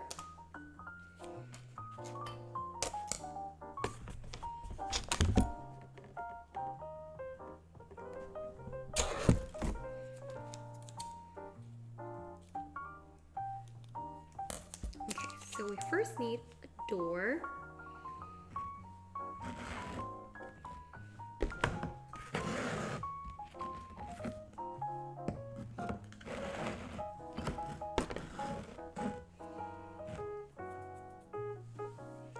That is in the shape of a coffin because this is a monster house. Okay.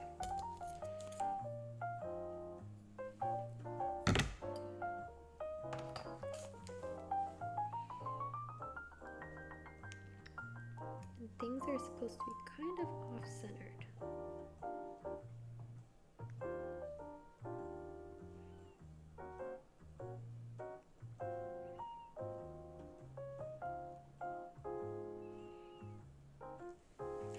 Okay, and then I have a window up here. And the windows are very